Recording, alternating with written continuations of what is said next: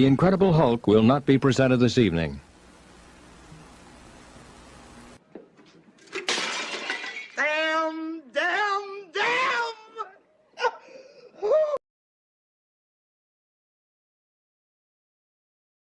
You are watching The DL Show on Dave's Guitar Channel.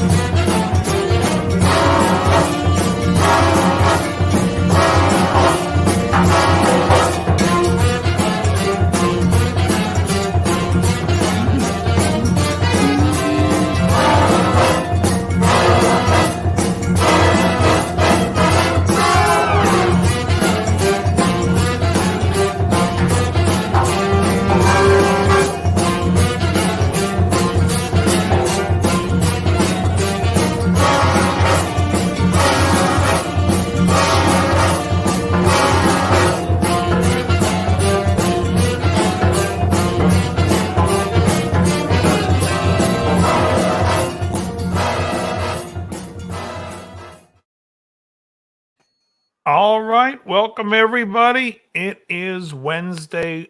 It's Wednesday once more. Bobby do wow wow. Anyways, welcome everyone. This is the last show of March. Ooh. I want to welcome my crew. I want to say welcome Joe. Welcome Matt. Welcome, John Bingham. By the way, people who do not know this, John Bingham's going to be hitting a birthday in a day or two. I can't remember if it's a day or two. I think it's 2 days, right? True. Saturday, yeah. All March 30th. March, 3 days. March 30th will be the celebration. 39. Happy birthday, your birthday balloons.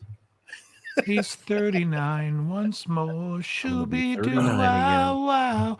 Have you guys seen this blonde girl singing on YouTube? She sounds just like Karen Carpenter, and all she does is Carpenter's songs. I do not know it. It's pretty good. It's pretty good. I bet Does she wear like a mini bikini that shows a little bush, or like leggings that are up the ass? If not, I wouldn't have seen her. Love a little bush. I think you're watching too much what we call taboo heat with Corey Chase. That was very specific. Oh my God. DL, I've been struggling with this new song I'm writing. Yeah. Yeah. I'm just having a hard time with the bridge. It keeps collapsing. Where is that confounded bridge? Terrible. Oh, That is awful. Baltimore. Too soon? No. The funny thing is, Johnny says they're coming up with carnivore barbecue sauce. I think they do have a barbecue sauce that's no sugar, but I got to tell you, since I've been doing this diet, I like the food of just the food. I don't want any sauces. I mean, if I make chicken, sometimes I want like a cream sauce. I'll make that with just butter, Parmesan, and a little salt. But if you want a little cream. I'm sorry. Go ahead. But I'm just saying, in general, I don't really care for sauces, and I don't recommend them. If you have to have a sauce and you want to buy it, you go on Amazon. You can get it. I can get it through Sam's. It's called Yo Mama's Foods. They sell a 3-pack. It's like a buffalo hot sauce. It's got a barbecue sauce, and it's got a ketchup. No carbs. I've had it plenty of times, but I'm doing now. The only thing I do now is a little bit of salt, just salt. Yeah. Oh, I finally found a substitute because I was dying for a substitute for mayo. And I tried this one recipe on YouTube, and I could slap the woman across the face. It was horrible. Take 6 eggs, hard-boiled eggs, put them in a blender with a cup of whole hard-boiled eggs with a cup of beef broth, and add some salt and puree it. It was hard. It was like the worst bland. I think you could take bacon fat, mix it with the eggs, stir it in, and that's basically the same. I came across this other guy who's like a chef and try this. I took like 8 ounces, roughly 8 ounces of sour cream, 8-ounce package of cream cheese, and then I just went with the garlic salt like this. It was perfect. Yeah. It was. I would see. I Hey, didn't do Howie. garlic. Wait, Howie, see, we gotta give him the salute. I didn't. Is this the Julia Child show? I must be in the wrong place. Sorry. Hi, Howie. What's up, Howard? There's a 1970s cooking show reference for you. Ah, God love her. We love it. What was the episode? I forget which one. Was it Saturday Night Live where they Dan pretend Aykroyd. He's and the like, blood's going everywhere? the thumb he cut. And Yeah. it's Yeah, Julia Child. it's great. I did you saw get a my clip text the other this day. morning? What? Did you get my text this morning? Yeah. Sorry, I've been busy, but I mean, it was like literally all over Facebook. Yeah, I figured. Whoa, what was all over You Facebook. put your dick pic all over Facebook? He does. Well, I don't Uh, put it there. Everybody else. Johnny, does. he's in Los Angeles. It's only 5:40 right now. Eric from Skid with Row, Howie. the singer in Skid Row, quit because he's been struggling with leukemia. Oh, that's bad. Well, he's over it, but his immune system is compromised, so Right. he's constantly getting sick and canceling shows. There's probably more to it. Wait, than wasn't that one of the fighters in Mortal Kombat? Leukemia? Oh Jesus. Ew. That's just Mm. yeah. Oh, I'm sure there's more to it. I mean, he's probably also going, I'm not making that much money. Well, I think he does pretty well, but I mean, he's got to fly over from Sweden all the time, you know. He can't find an apartment for under $3,300 in Los Angeles. Oh no, he probably can't. Well, I mean, not all those guys live in LA. They're all spread out everywhere. So Yeah. You're taking this too seriously, Howie. Killing my vibe. well, what do you mean taking it too seriously? What I'm vibe? saying, What I'm vibe saying do you goofy little have? clips all along the way, and you're like, Please, no. For those of us uninitiated, explain your vibe that I'm killing. Why is it raining where Joe is? Dead sexy vibe. That's the one. The one that all the ladies run screaming from. Now, what band was this? Skid Row? Yeah. Yes. They were still playing? Yeah. Oh man, I had no I did idea. a bunch of shows on the same bill with them. Not last year, but the year before. This singer that just quit, that's a huge blow. He's fantastic. Oh, really? Better than Sebastian Bach was. Just so good. Perfect Hey, for that Johnny kid. Bean. That's a big loss for them. Yeah.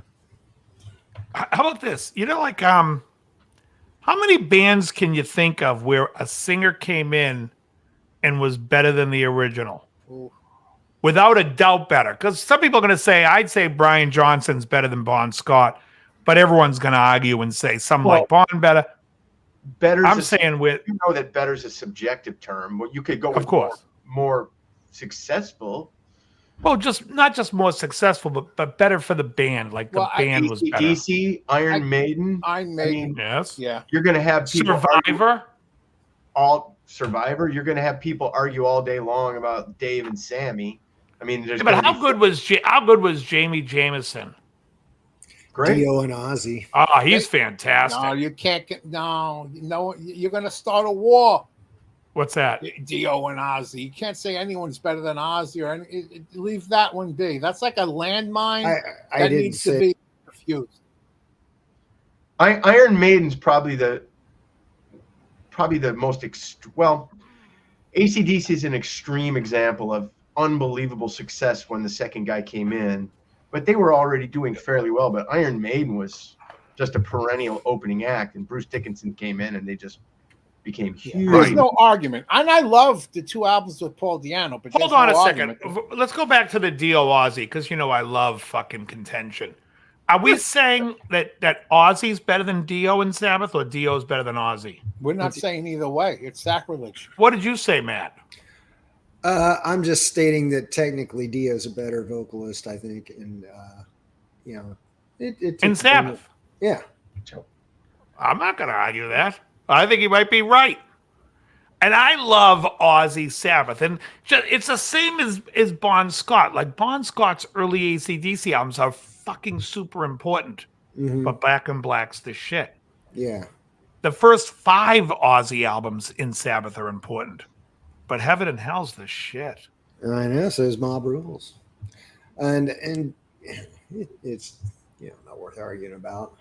Oh, no, it's always fun. Well, yeah, but it's, I mean. No need to bicker and argue about who killed who. Yeah, I mean, if you're talking if you're talking about technically who's better, it's obviously Dio, because I mean, have you ever seen Ozzy live? Jesus Christ, man! Back in his good days, he was fucking hitting bad notes and no, but I think if you went and listened to, let's put it this way, I think Heaven and Hell's better than Mob Rules, but if you listen to Mob Rules and you go back and listen to like any other album besides Paranoid, are we gonna say that Mob Rules isn't better? I think it's a more, I don't know. I think even Howie's on this boat. I just don't like the word better for any of this stuff. Yeah, I agree. What you prefer? Oh, hands down, Dio. Ozzy was terrible to me, but all right, he was. Well, that's what we mean by better. Obviously, you can only speak for yourself. I mean, we're not saying it's what's better for you. Mm-hmm. Of course. Yeah, of course. I can't listen to Ozzy Sabbath. I love Ozzy. Sounds like he's whining to me, and I think it's super important. I just think that I like the band. I even think that Tony Iommi is a better player on Heaven and Hell than he was on some of those early records. Yeah, his sound was definitely better. Yeah. Joe Lynn Turner for Rainbow, you think is the best Rainbow singer? What's Rainbow's best album? And when I say what's their best, I'm obviously going to this for Howie. I'm asking your personal favorite. Your favorite album, right? Exactly. Yeah. Wait, your best. What is the best album in your opinion? For me, I seem, and I never thought, well, this is I just know which album I gravitate towards listening to all the time, and it's Long Live Rock and Roll. I think. Ooh. I think that's the best record, song by song. Rising's great, but it's so short. It edges out Rising just a little bit. Yeah. But Lady of the Lake, LA Connection, which is Bingham's favorite tune. Bingham doesn't even want to hear the song. He just puts the fade out on loop. Oh, that's right. LA Erection. LA Erection is my favorite one. The Shed is a great song. I love The Shed's fantastic. It's The Shed. What? Long Live Rock and Roll's great. Yeah. So Gates of Babylon, Kill the King, all great. Kill the King. And I do think their best song is Starstruck on Rising. So she's Lady Starstruck. She's nothing but bad luck. How about the leaps and bounds better Journey got when they hired Steve Perry? Well, yeah. But the singer wasn't really fired. They had a secondary. Greg Raleigh was singing, but he wasn't. It was a lot of instrumental songs. Right, but didn't they hire that what's his name, Robert Fleischman or something like that? Yeah, he never did a record. I was gonna say Robert Fleischman's my favorite. Oh, really? No, I'm joking. Okay, here's one. Do you like Ronnie Dio better in Sabbath or Rainbow? I personally like him better in Sabbath. Rainbow. Sabbath. But is it because you like the music of Rainbow better? I think those. If I took like the 2 Rainbow albums and the 2 Sabbath albums, and I said, well, you got to pick one or the other, I'd probably pick the Black Sabbath albums. There's three Rainbows with Dio, but my point with Dio is I'm just talking about the two we just mentioned, though. Oh, right. The second two. Okay, so Rising and Long Live Rock and Roll. Yeah, if you said, Dave, you're going to go on a desert island for the rest of your life, you're going to have 2 Dio albums. They have to either be from Rainbow or Sabbath. I'm taking Sabbath's 2 albums. You get an unlimited amount of pornography, but you only get those 2 records. Yeah, that's the thing. That's what they tell me. But no lube. Okay, so was Raquel Darien better with Derek Lane? Or better with Derek Lane. That crazy. Oh, what was the name I threw at somebody today? It was so funny because they caught it in the reference, and I'm like, I was trying to throw an obscure one out there. You're not going to out obscure me. Now let me ask. Well, I'll ask the same kind of question. Who is the better singer in Alcatraz, Graham Bonnet or Angway's guitar? Who's Angway? Yeah, who's Angway?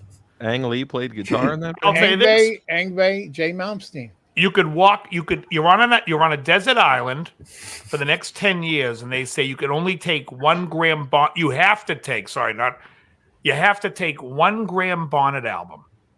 Oh, no parole from rock and roll. Huh? After the 10 I know years, Howie won't take that one. I'll choose suicide over any of it. How about this? How about this, Howie? You have to either take a Graham Bonnet album or Graham Bonnet himself. Wilson. My name's Voight. God damn it.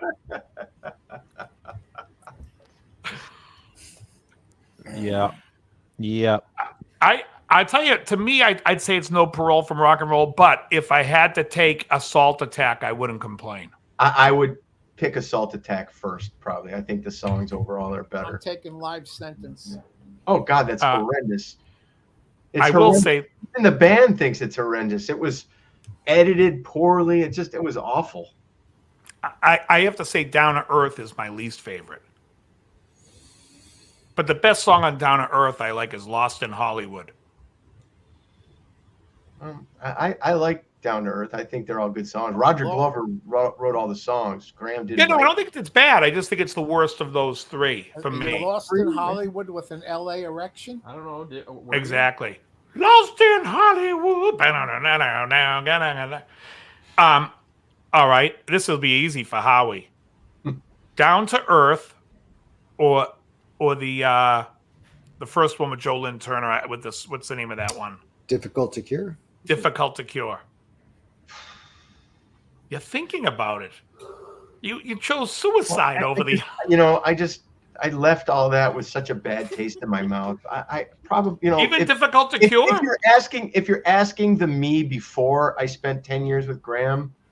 Yeah, but Joe Lynn Turner's the other album. Difficult to Cure is one that Can't Happen Here. I like between Difficult to Cure and Straight Between the Eyes. I like Straight Between the Eyes as the best Joe Lynn Turner record. Really, with Death Alley Driver, and Power, Mistreated. I think all those songs, song by it's a song, good album. I think it's better than Difficult to Cure. I like Can't Happen Here. That's a great tune, but some of the rest of it. I like I Surrender. That instrumental thing, what's it called? Weissheim or that whatever. Song sucks. But I love Spotlight Kid. Spotlight Kid's great. Great. You're in love with the spotlight. The Spotlight Kid. Great too. Graham, I saw somewhere on social media yesterday, somebody posted it. It looks like he's re-recorded again for the millionth time since you've been gone, and he's got Marty Friedman playing guitar on it. Oh, God. I did not listen to it. 9 more guitar players on there, and he could have a minion. Thank you. Here's your guitar player, Marty Friedman. That seems like is he how just come trying to? How come somebody in Hollywood didn't say what? you got to change your name? Huh? Who? How come somebody didn't say to Marty Friedman in Hollywood, "Listen, buddy, you got to change your name. You sound like an accountant, not like a guitar player. Why don't we call you Star Child?" Oh,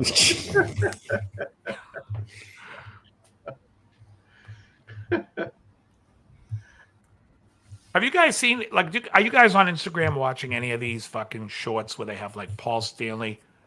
Well, I knew I wasn't, as soon as he starts talking, I'm just like, gay. You know that video where the African guy says to the woman who's a lesbian, he's like, "Why are you gay?" Yeah, of course. She goes, "Why am I gay?" She goes, "Why do you think I'm gay?" "You are gay."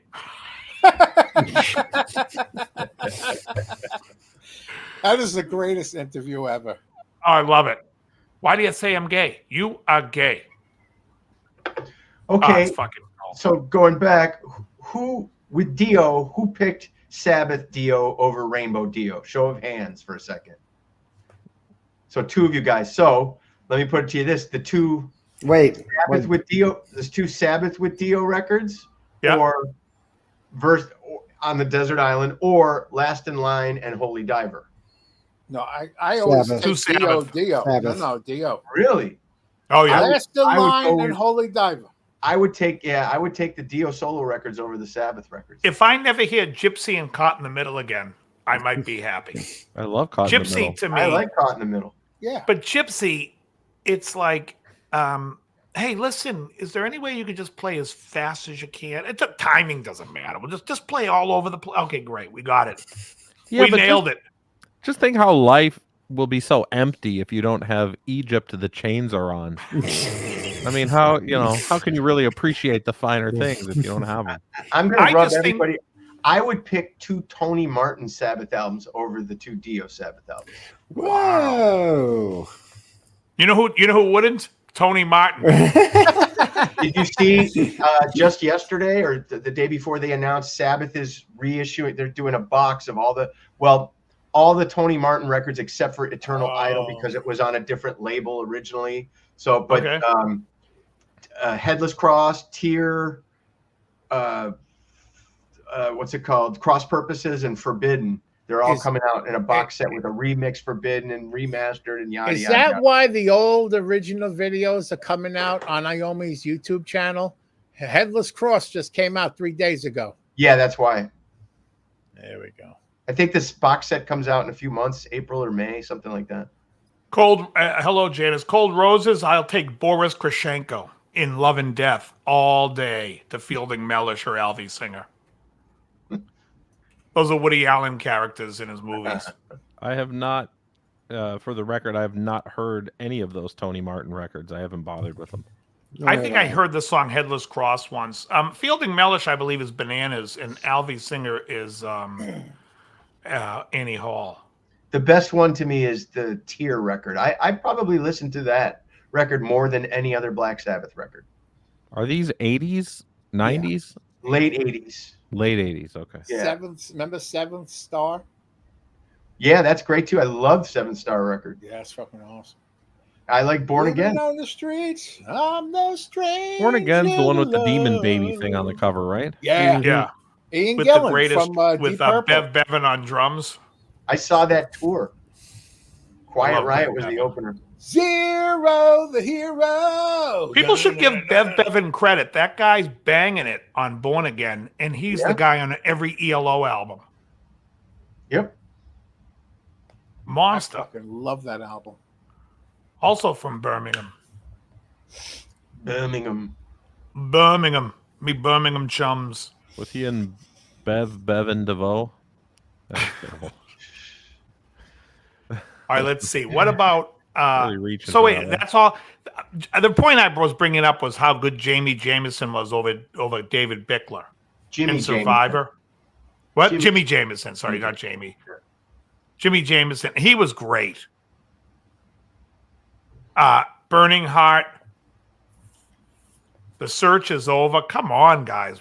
He was great. You know I love Burning Heart from Rocky 4. Got the And fucking Russian taking steroids and Stallone, who's already pumped up on steroids behind the scenes, chopping wood. All right. and Luke Survivor Graham or singing Steve the Perry drums. What? in their heyday. Lou You can Graham. pick one album, like Double Vision versus Escape. Wait, what'd you say? Lou Graham. Lou for me. Graham, Steve Perry. Oh, I actually prefer Lou Graham's solo album, Ready or Not, probably to anything. I listened to that. Is that still. with Midnight Blue? Yeah. I think that Foreigner 1 is probably better to me than any of the Journey records. It might not Really? be as well produced or whatever, but it's I think it's produced very well. I also think Double Vision's a better album. I prefer the songs. I really like Foreigner 1. Howie, what about you? Double One, Vision's also Foreigner awesome. or Double Vision? I like Foreigner 4, to be honest with you. Ready? Why Is are there you a gay? heterosexual among us?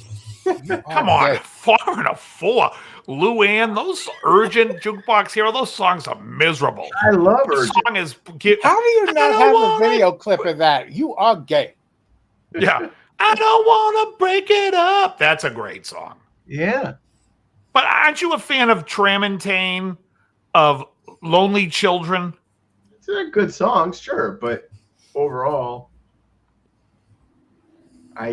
maybe I got into Foreigner probably around 4, so that's probably why. That's probably why. It's probably a nostalgia thing. Because I'll say this, Head Games isn't as good as the first album or Double Vision, but Head Games blows away 4. And I think Head Games is gay. I like the song Head Games. I like Dirty White Boy. But this Tell you what. If you listen to they released something called like Classic Hits Live. And there's a live version of Damage Is Done on there. And the beginning of that song, before they kick into like the second half of it, there's songs in like 2 sections. If you listen to him sing on that live record, the beginning of Damage Is Done, I've never heard anybody sing better in my life. Like my hair, he's great. My hair would just go up on my arm. It's so good. He's great, but if someone said to me Double Vision or Journey Escape, I might have to go with Escape. You guys, now your response should be collectively, oh Why yeah, are you who's gay? the fag now? Right. That should be the comment coming out of one record for homosexuals, the other one for young adolescent heterosexual. No, seriously, I think that album Escape is a perfect album, but I also think Double Vision's a perfect album. I could flip a coin on those albums, but I do think that I'd probably go with Escape. I like Neil Schon, but I think I like the songs on that Foreigner record. The first one. Well, the I know Foreigner first album, I'll tell you right Double now. Vision's also amazing. Don't get me wrong, but No, but the there's first something album about has the first I album Need just You. love. I Need You is fantastic on that album. Fool for You Anyway is fantastic. Sure. Long Way from Home, Head Knocker, Star Rider, Cold as Ice. I mean, feels like the first time. Don't get me wrong, I love the first album. But the first album is like Marsha working at Haskell's ice cream shop. And the second album is Jan. And Jan's just a little bit better. Where did that analogy come from? Yeah. Whoever said Jan was better than Marshall? That is so Haskell fun. did in the episode of the with Haskell's ice cream shop. That's when who's the guy that played Shazam, the young kid who played Shazam on the TV show? What's his name? Oh, I don't remember. I could tell you I'm friends with him on Facebook. Michael Give me a second. something. He still wears that fucking red shirt with the yellow Exactly. collar. I can't remember his name. It's Michael something. Anyways, he played Jeff on the episode of the Brady Bunch Oh, when he that's was right. I forgot about that. he was dating Marsha when she worked at Haskell's ice cream shop. And Haskell wanted to pick up his golf game, so he hired Jan. But then he was Gray. like, Michael Gray. Thank you. He Michael wasn't good Tandino. enough at golf and realized he needed to get back to the ice cream shop, mainly because he was a fat old Jewish guy, and that's what he likes to do is sit and eat ice cream and kibitz. So he got rid of Marsha. Over Jan. He said, Marsha. I'll give you the exact way he said it. So he said it like Jackie, what's that guy's name? Jackie Mason. Marsha, you're a good worker, but Jan's a little bit better. Now get out of here, you schlemazel. Oh, you schlemeasel. Ridiculous. And then he said to Marsha, he goes, look at you, you're beautiful. I'm keeping the meerskite. I'm doing you a favor. All right, guitar folks. question from Kenny K57. Ooh, Kenny K57 has a Heritage H535 or Eastman T186. Which would you I have choose? no idea what he's. Those question. I are would both choose the semi-hollow. Heritage if somebody were giving me for free, because the other one's made in China, and the Heritage I can get more money for when I sell it, which would be immediately. There you go. I mean, those are like, what, the 535, is that the Les Paul or the 335 copy? Probably the 330. 335. Yeah, that's what I figured. Okay, yeah. I mean, The beautiful T186 guitar. is a slightly smaller body, hollow body guitar. I've like got a issues with both. 339. I've got issues with both. My first issue with the Heritage 535 is that the frets on the Heritage guitars are too low. They're not tall enough. And the T186, I don't like 339 size guitars. If I'm going to have a semi-hollow, it needs to be a 335 or bust. So there's a guy on Instagram, and he's out like by the beach, and he walks up to some girl, and he says, "Is height important to you?" She goes, "Oh my God, it's so important to you." He throws a scale down on the ground and goes, "Step on it." He goes, "Weight's important to men." Yeah. Oh my God. Oh, it's fucking gold. Step on it. But the way he throws it down and goes, "Step on it." Ah, she looked mortified. She goes, "Oh no, I wouldn't be comfortable with that." Of course not. You ever see the guy who does like I think he passed away, but he does the relationship advice, the black guy? And the girl would be like, I want to date a millionaire. He's got to be good looking. He's like, "How tall are you? And what do you weigh?" "Yeah, you're fat. You have no chance in hell." Jeez. That guy is incredible. Oh, my he's God. awesome. He died? I think so. Wow. He must have got killed. Angry mob of ladies came after him. Mob of fat chicks. Yeah. After him. There's also that fat doctor. Because that guy. You ever see the Indian guy? No. And the girl's yeah. like, "I put on 60 pounds this week. I don't know what it is. I must be drinking too much water." He goes, "You think you're drinking 60 pounds of water? You're fat. Stop eating." Oh. What am I going to do? It's I'm like going when to they get say I hungry. got You'll big live. bones. Yeah, I know the Yeah. guy you're talking about. Oh, he's great. The guy that Dave's talking about, though, the black dude that gives all the advice to women. Oh my God, he's so harsh. He'll be like, "How much do you weigh? How tall are you? And how old are you?" He'd be like, "You don't qualify to date a top 1% man. You don't qualify to date a top 20% man." He'd be like, "You got 2 kids. Nobody wants to raise your kids." Oh my God, he was just brutal. Oh, he's fucking brutal. Yeah, What's he his is. name? Wow. You guys aren't familiar with him? I see him No. all the time. And who listens to him? Oh, Who's- Dave. I see the clips, but no, I mean, who are these well, I women don't he's know if the talking women to? are listening to him. They're not happy. Like they come on his show, like I'm going to tell him, and they'll sit there and be like, "I want to date a guy," and they're like, I want to date a guy who's like they're ridiculous. They're like they want to date rappers or drug dealers who have tons of cash and single guys, and they're like, "Yeah, how old are you? How many kids do you have? How many different fathers? How much do you weigh?" And he's just ripped. Then he just goes, "This is what you are worth," and he just goes into like, you don't take care of yourself. Most of them are just obese. Kevin Samuels. Cold Roses said his name. Was taken. Says he out. was. Let's see, was he killed? Well, some fat chick's husband probably got a hold of one of his shows. Kevin Samuels. Yeah, that's him.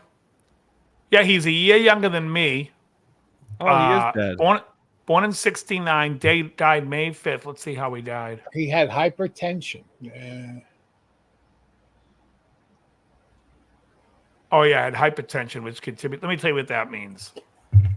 The man loved his fried chicken, and it was cooked in oil. And it was cooked in seed oils. Yeah. Exactly. 100%. You have a heart attack? Well, if it's something from hypertension, it's either a stroke or a heart attack. Gotcha. He was young, too, a year younger than me. Yeah, that's crazy.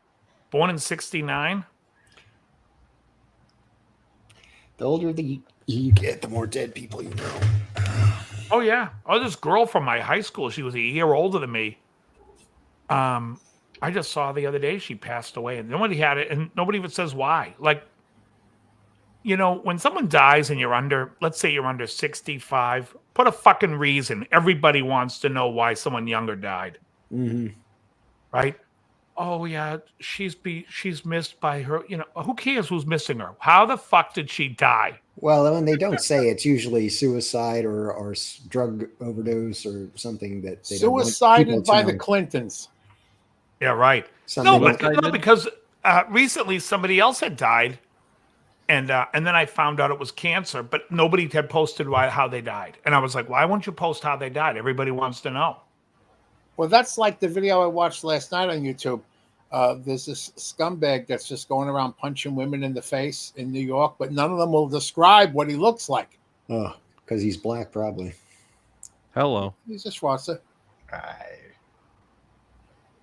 And we're still on the air good, for some reason. For some reason, That's not we gonna haven't lie. been flagged by the internet. The FBI is watching this show, by the way, just in case anyone's fuck them. curious. Next week, the FBI will be our guest. Next week, Christopher Wray, the director of the FBI, will be on. He'll be talking about his fucking monitoring this show and what he could find out. But yeah, all good stuff. Michael Obama will announce his candidacy. Was that Big Mike.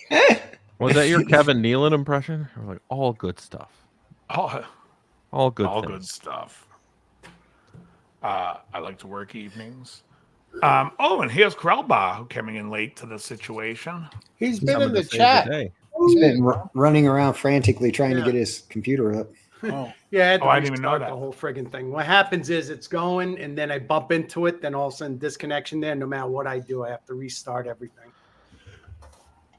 All right. Howie, what's the touring schedule look like this summer Yes, Howie. For me or for everyone? for you? For you. You got anything going on? I do. Good night, everybody. No, I mean you're gonna be in England this summer or Europe. I've got 5 shows in Europe with Winger. It's all with Winger so far. Okay. Starting with Sweden Rock Festival, then we're doing 5 shows in 5 different countries, like a show, then a day off to fly, then a show, then a day off to fly for 5 shows. So it's Sweden Rock Festival. 2 days later, we're somewhere in London. 2 days later, Madrid. 2 days after that, Budapest, Hungary. And then the whole thing ends up, the last one is Lisbon, Portugal. Now, are you flying through this, or once you're there, you go train? No, I thought I would drive over to Sweden. No, I'm saying when you're in like London, are you flying to Spain? Or are No, you so training? that's my conundrum that I've been really worried about. I've been to Europe more times than I can count, but I've never done it like that. I've always gone somewhere, and maybe there's one flight, but it's mostly driving or ferry boats or trains. But Yeah. I've never flown on all these smaller airlines, so I don't know what I'm going to do about bringing guitars, because I always carry guitars on. Right. So I don't think I'm going to be able to do that. Those little smaller airlines in Europe are fucking just assholes about that kind of stuff. And they even weigh your carry-on luggage. It can only be a certain weight. So I don't know what I'm going to do. I'm literally trying to figure it out now. And then there's actually, John, there's a warm-up show for all of that outside of Detroit. Is Wyandotte? Does that sound familiar to you? Yeah, it's what they call downriver, which is Okay. south of the city. Wyandotte's got like a cute little charming town, you know. So from there, like, we do a warm-up show there and then go right to Sweden Rock Festival from that. Nice. That's And gotta then be. I've got other spot dates. I know I'm at Foxwoods Casino the end of July in Connecticut. Oh, I'll come down and Connecticut. see. I'll go down there and see if you're going to be there. We'll see if you're invited. Yeah. No, I already know I'm not. I'll tell you right now, I'm going to tell you guys to play all Paul McCartney songs so I can say I saw Paul McCartney and Winger. Hey, That's awful. That's all. But up. but that's July 26th. Davey, I'm amazed. Awful. And then July. Okay. And then the next day, we're actually somewhat outside Buffalo. We're in Salamanca, New York, which is about an hour south and east. So I'll Mr. get Salamanca. That's exactly where I went. No. Right? Was it Better Call Saul? Yeah, I have 2 more the following week after that so far. And this is all so far. I mean, this could change, or there's probably going to be more stuff added. Right. I know I'm in Atlanta with them in September. Do you know who else is on the bill on like Sweden Rock Fest? It's 5 days this year, so you name them, they're Oh, on. geez. Yeah, We're it's the gonna be first huge. day, and the drag is I have to leave the next day, so I won't be able to see much, if anything. But I know that Michael Schenker Group is on the same day we are. That's all. I Oh, know. that's awesome. Yeah. So hopefully, Who's singing? I think it's Robin McCauley. That's my guess. He's been Dave's doing, favorite. so he could be there. I don't really know. He changes it all the time. Give him a call. I want Gary Barden on that date. And then August, I have something. That's September, July, August. I think I've got Pontoon Beach, Illinois, and Santa Fe, New Mexico. Holy shit, there's a New Mexico. Yeah. You just figuring that out? I can only see one show this year. It's either You Howie or Penn and Teller. I know it's a coin toss. Why? What happens? Why No, I looked at the Foxwoods schedule. No, I'm just kidding. It's like I can see any show I want, but yeah, you guys should come. I don't know how far is that from you. It's like around an hour. Yeah. July 26th. It's a Friday night, so I don't know if you've got a gig already or not, Dave. Oh, I actually work in Connecticut. That's just the shot. I'm actually 25 minutes closer. I can go to the casino right after work on a Friday. What are the chances that you could bring that outfit from Fear and Loathing in Las Vegas out of retirement for one of these shows? Like the puffy pirate shirt and the whole deal. None. I want to be a pirate. The pirate shirt, it got like rust stains all over, but I'm wearing a purple crushed velvet jacket that was mine, which wouldn't fit anymore. I gave it to a friend of mine back home who, long story, but he had some drug issues, let's say, and he sold it to make money. I thought you were going to say this was in a movie, man. I thought you were going to say, and we buried him in it. Yeah. It wouldn't fit me if I had it anymore anyway, but. So, that was the, I don't want to be a pirate. It's a great Seinfeld episode. I feel ridiculous. The puffy shirt look. You got to wear the shirt, Jerry. Have you guys seen the show that Jason Alexander did after Seinfeld called Bob something? I forget. It's like a detective thing, wasn't it? No, that was Michael Kramer? Richards. Oh. Jason Alexander was like the motivational speaker. I did not see that. No. It was created by Jason Alexander and one Peter Tilden. Oh, okay. That clears it up. Was it just like a Like pilot, Dustin or did it Johnson. get a whole season, or what? No, I think they did 7 episodes and then it got canceled. Okay. It's called like Bob Patterson. I don't know, but I love the idea. And when Jason Alexander was talking about an interview, I thought it would be a good idea, but I think it's a better idea for a drama than kind of like as a sitcom. And it was a little Shecky-ish, if you will. What's his name was on, you know what I mean? What's his name was his boss in the show, or his partner, Robert Klein.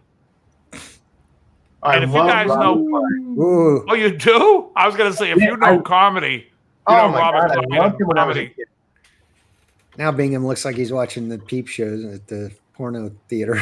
Yeah, that's right. Going That's or right. in the bookstore, go in the back in the cubicle there and close the curtain and turn on the flicks. Turn on the prawn. Yeah, it's Bob Patterson. Bob Patterson. Yeah, not Wait, good. isn't that the guy who shot took the Bigfoot footage? Oh, I don't know. I mean, Patterson it's a cool footage. premise. I think that was He's his supposed name. to be is. a guy. He's supposed to be Yeah, a from motivational Northwest. speaker, but his life is a mess, so it's kind of like the joke. But it would have been better as a drama, and I think you watch him, and he's like, he's doing too much George. I just didn't love it, but I love like the mo- concept of. I liked it better the when Chris show. Farley did it. Well, it's not. He's more like trying to be like a Tony Roberts, Robbins, whatever. Did I say Roberts? Yes. Isn't Tony Roberts the guy from the Woody Allen movies? I think Max. so, yeah. Max. Right? He always calls Woody Max. I have no idea. Yeah, but Tony Robbins. So it was like kind of like supposed to be like that, but it is. Yeah, I pictured him in my head, and you're right. That's exactly who that is. It is, right? Yeah. Wow, he looks old now. Oh yeah. Jeez. Was that Annie Hall? Yeah, Annie Hall, where he's constantly calling him Max. Or is he Max? So, yeah. Oh, he calls Alvy Singer Max, right? Holy By the way, cow. if you guys aren't Woody Allen fans, I'll tell you a couple of great movies. Love and Death by Woody Allen is fantastic. And there's a movie that he came out with John Lovitz called Small Town Crooks or Small Town Crooks. I forget that. Hilarious. That movie's outstanding. I do not think I know it. You gotta like Lovitz. I do. I know you're a huge Benchwarmers There's a fan. couple really funny scenes in it. Huge but might be the rest of the an movie exaggeration. Oh, that's me then. I love it. I do like it. Lovitz was in a super, super, super dark movie. It was an ensemble cast movie with Lara Flynn Boyle and Philip Seymour Hoffman, and there was a few others. The movie's called Happiness. Did you ever see that? Oh my God, did I It's see the that? darkest movie. Dylan Baker? ever. Dylan Baker drugging the fucking kids cooked sandwiches at night to bang them? Oh my God, that movie's insanely I dark. should have called it Cosby.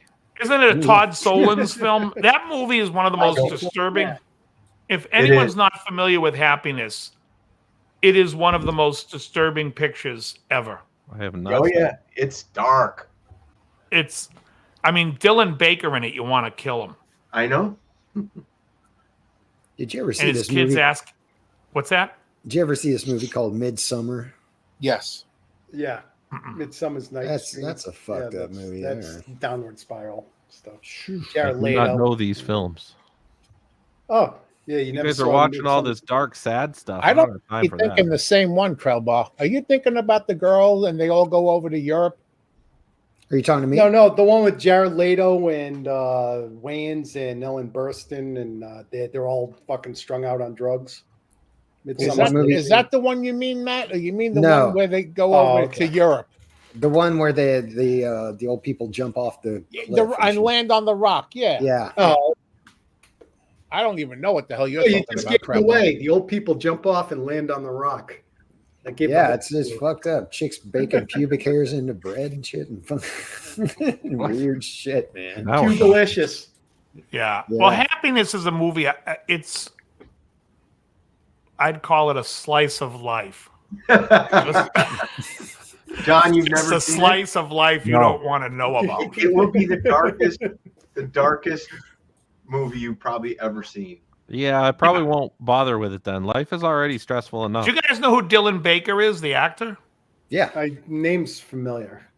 It's like I only know Dylan Mulvaney. Let me just say this: Dylan Baker's he gets his kid to get his son's friends to sleep over, so Dylan Baker can drug them and have sex with them. Oh God, that Who the fuck directed this thing? I think it's Todd Solondz. Yeah. And then the son is hurt this, John. because he's Dylan- not being molested. Here's a question for you. Oh, John. Dylan Baker. Okay, I recognize him. Yeah, he's in everything. Yeah. He was in Trick You're or not going to Treat. get your turn, Howie. I know. Go ahead, Howie. Dylan Mulvaney or Dermot Mulrooney? Who do you pick on a desert island? Oh, do I got to bang one of them? McDermott. I'm Dermot Mulrooney. banging a coconut. Peak Dermot Mulrooney, though. That's where I'm going with that one. Dermot? Yeah, Dermot. Am I I'd make allowed him to wear a wig, pick though. date?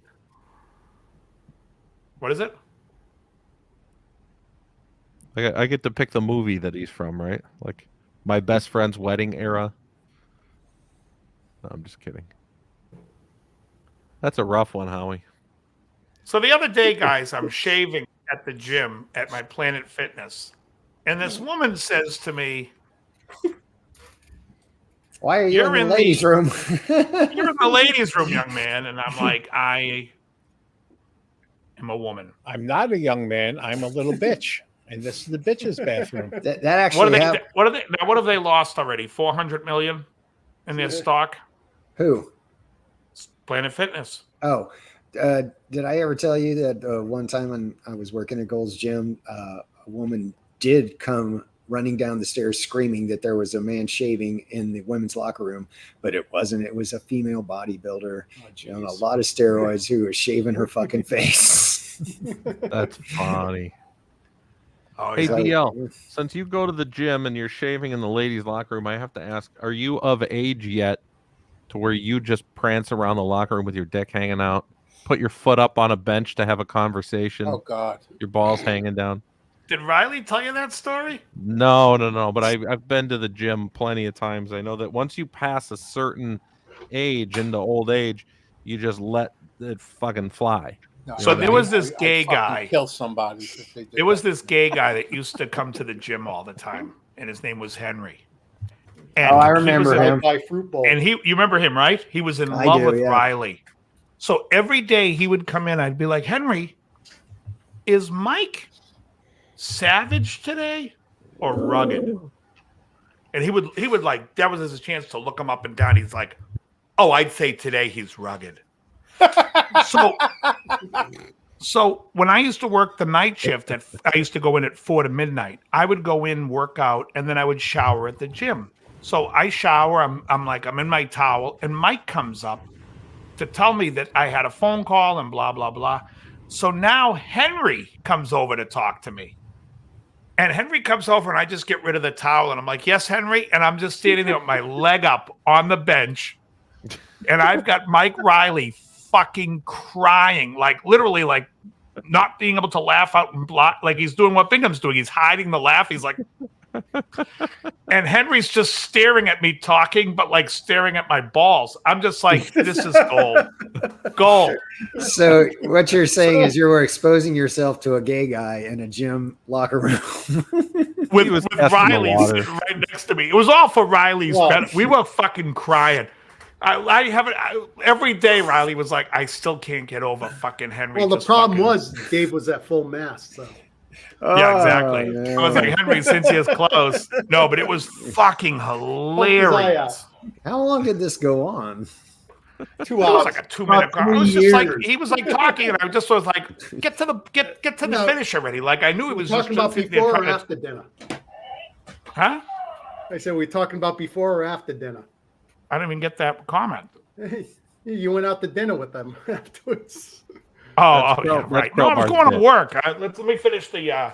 So again, this is before my shift. But anyways, so then Riley and him went out. No, honestly, it was just something hilarious. But it was totally one of those things just to see how much I could get Riley laughing, because he's gotten me a few times. One Halloween, he came into the gym and he was like following me around. He was wearing like a long wig with like a bandana, and I'm just like, and I said to someone, I go, who's this fucking idiot that's in this gym, and why is he in this gym? He's following me everywhere. And finally he comes up to me like he's gonna grab me, and I was like, and then I look at it's fucking Riley. He had me so mad. I'm like, you son of a bitch. He was crying. So I owed it to him. That's really funny. Yeah. But that's why I thought, swear to God, when you said you put your leg up on the bench, I'm like, did he tell Bingham this story? No, it's just you go to the gym and like every dude that's over the age of like 70 is just flying, you know? Yeah, I'm not showering at a gym. Come on, I haven't showered in a gym in fucking since that time. I think that was my last shower in that gym. If you do, I was marked. Almost every time I showered without flip flops, I get friggin' athlete's foot. Yeah. Oof, please refer to those as shower shoes. Shower. I got a buddy of mine. He's an LAPD cop, but I went with him down to NAM one year, and we're walking around and like some girl, and he's like, "Look at this fucking lazy girl. She's walking around in shower shoes. Put on some boots." He gets all mad. She's in flip flops. You want the name? Me love you long time. Exactly. I couldn't be Deemer. No, it was McSorley. Oh, gotcha. That's wild. I think McSorley was on my show once. Didn't I have him on one time? I don't know. Maybe I interviewed Jimmy, I think, on this show. Well, Marty, his brother. Marty McFly or McSorley. Marty McSorley. For the that's a hockey reference. How he knows the reference. Canadians, right? Was McSorley on the Canadian? And he was the LA Kings and LA? Edmonton, LA Kings, and Boston. He's the guy who him and Donald Brashear had probably one of the most. Yeah, he brained him. Interactions ever. Yeah, he hit Brashear in the head with the stick, and he literally just like a baseball bat, just took his stick and hit somebody in the head with it. Jesus. Yeah. It wasn't that much of a swing. It was more like a nudge, but still, it's like no. Go back and rewatch. Yeah, I've seen it. He hit him in the temple. That's what took him down. Jesus Christ! Was this late in his career? I guess if Brashear was playing, it was late in his career. Yeah. I'm sure it's on YouTube. God damn. They don't call hockey the gentleman's game for nothing. Oh, they don't call it that. I used to like the bruises of the 70s. I used to like like the guys like Stan Jonathan. The Hanson brothers. And what's that? Slap shot. Yeah. We're putting on the foil, coach. Used to have the Don Cherry Rock'em Sock'em hockey cassette tapes. Those were always fun. Are you guys not Slapshot fans? Oh, I've seen it. I am. It's been a I've while. seen it a billion times. Oh yeah. When they have the fight before the game and then they're playing the national anthem and the guys are standing there all fucking bloody and shit. The fucking song. I'm trying to listen to a fucking song. You guys know that most of the players, not the actors, but like most of the players, including a couple of the guys who played the Hanson brothers, there was another hockey league that lasted about 4 or 5 years in the 70s called the NAHL, the North American Hockey League. Yep. And most of the stuff that came from that, and like I said, the players, they were in that league. And the stories, like that fight before the national anthem, that's a story from those league days. Really? Oh wow. Yeah. Well, How'd you know all actually, this? tell you the truth, the person who wrote that was named Nancy Dowd. Right. Yeah. And I think it was her brother that played in the NAHL. Yeah, Ogie Oglethorpe's her brother. Right. But his real name was O'Dowd. Oglethorpe. Something like Tom O'Dowd. Goldthorpe. I think his real name was Goldthorpe. Oh, the real And so, but Buffalo had a team for 1 year. They were called the Buffalo Norsemen, and they were the team that had the fight before the national anthem. And the way one season Buffalo had a team, the story goes that they were in the playoffs and the other team had a black player on their team. And apparently when there was a game in Buffalo, a lot of people were yelling racial slurs at the guy. So the next game was in the other city and the players were pissed about it. So they were all geared up, and before I think it was before the national anthem, or at least before the game started, they went and beat the crap out of a couple Buffalo guys. One had to go to the hospital, and the coach of the Norsemen refused to come back out and play the game, and he forfeited the game, and that was the last game in the history of that team. Wow. And another cool story about that league was Philadelphia had a team called the Firebirds, and back then, these were low budget because it's not even the NHL. Like even the NHL was low budget then, but these guys all had like day jobs, like when the season wasn't on, but they could take one reporter with them for the local paper. And Philadelphia's reporter was Bob Costas for the Firebirds. And there's a video clip of him telling a story about the real Ogie Oglethorpe getting in his face, like on the team bus. And like Goldthorpe, I think was his name, and kind of just like threatening to fight him. And Costas didn't know what was happening. It's better if you watch the clip than me retelling the story. But like, I guess he stood up to him or just kind of said, knock it off or whatever. And then they became friends after that because he was trying to intimidate Costas. But if you read some of the stories, I'm actually in a Facebook group called the NAHL, and some of the players who played in it come on and type stories, and it's unbelievable what those guys did. That movie, most of it is true. Yep, from stories. Yep. Wow, cool. It's a great movie. Yeah, it is. Yeah, I actually met Steve Carlson, one that played the lead skinny guy, Hanson brother, right down the street from me. Matt White has his celebrity shootout. He was the MC one year. Stayed in character the whole time. MC Light.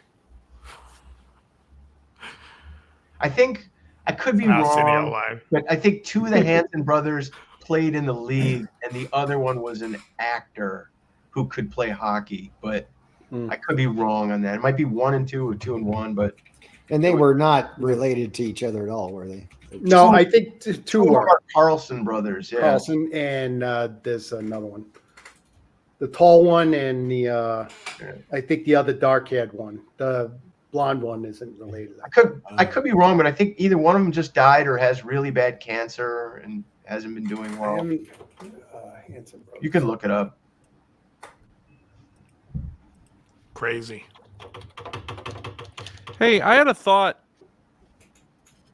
You know, like years ago, you'd get a name that would be derived from an occupation. You know, like Anita Baker. You could assume her ancestors were bakers. Sure. You know, that sort of thing. No. Just kind of makes you wonder. Yeah.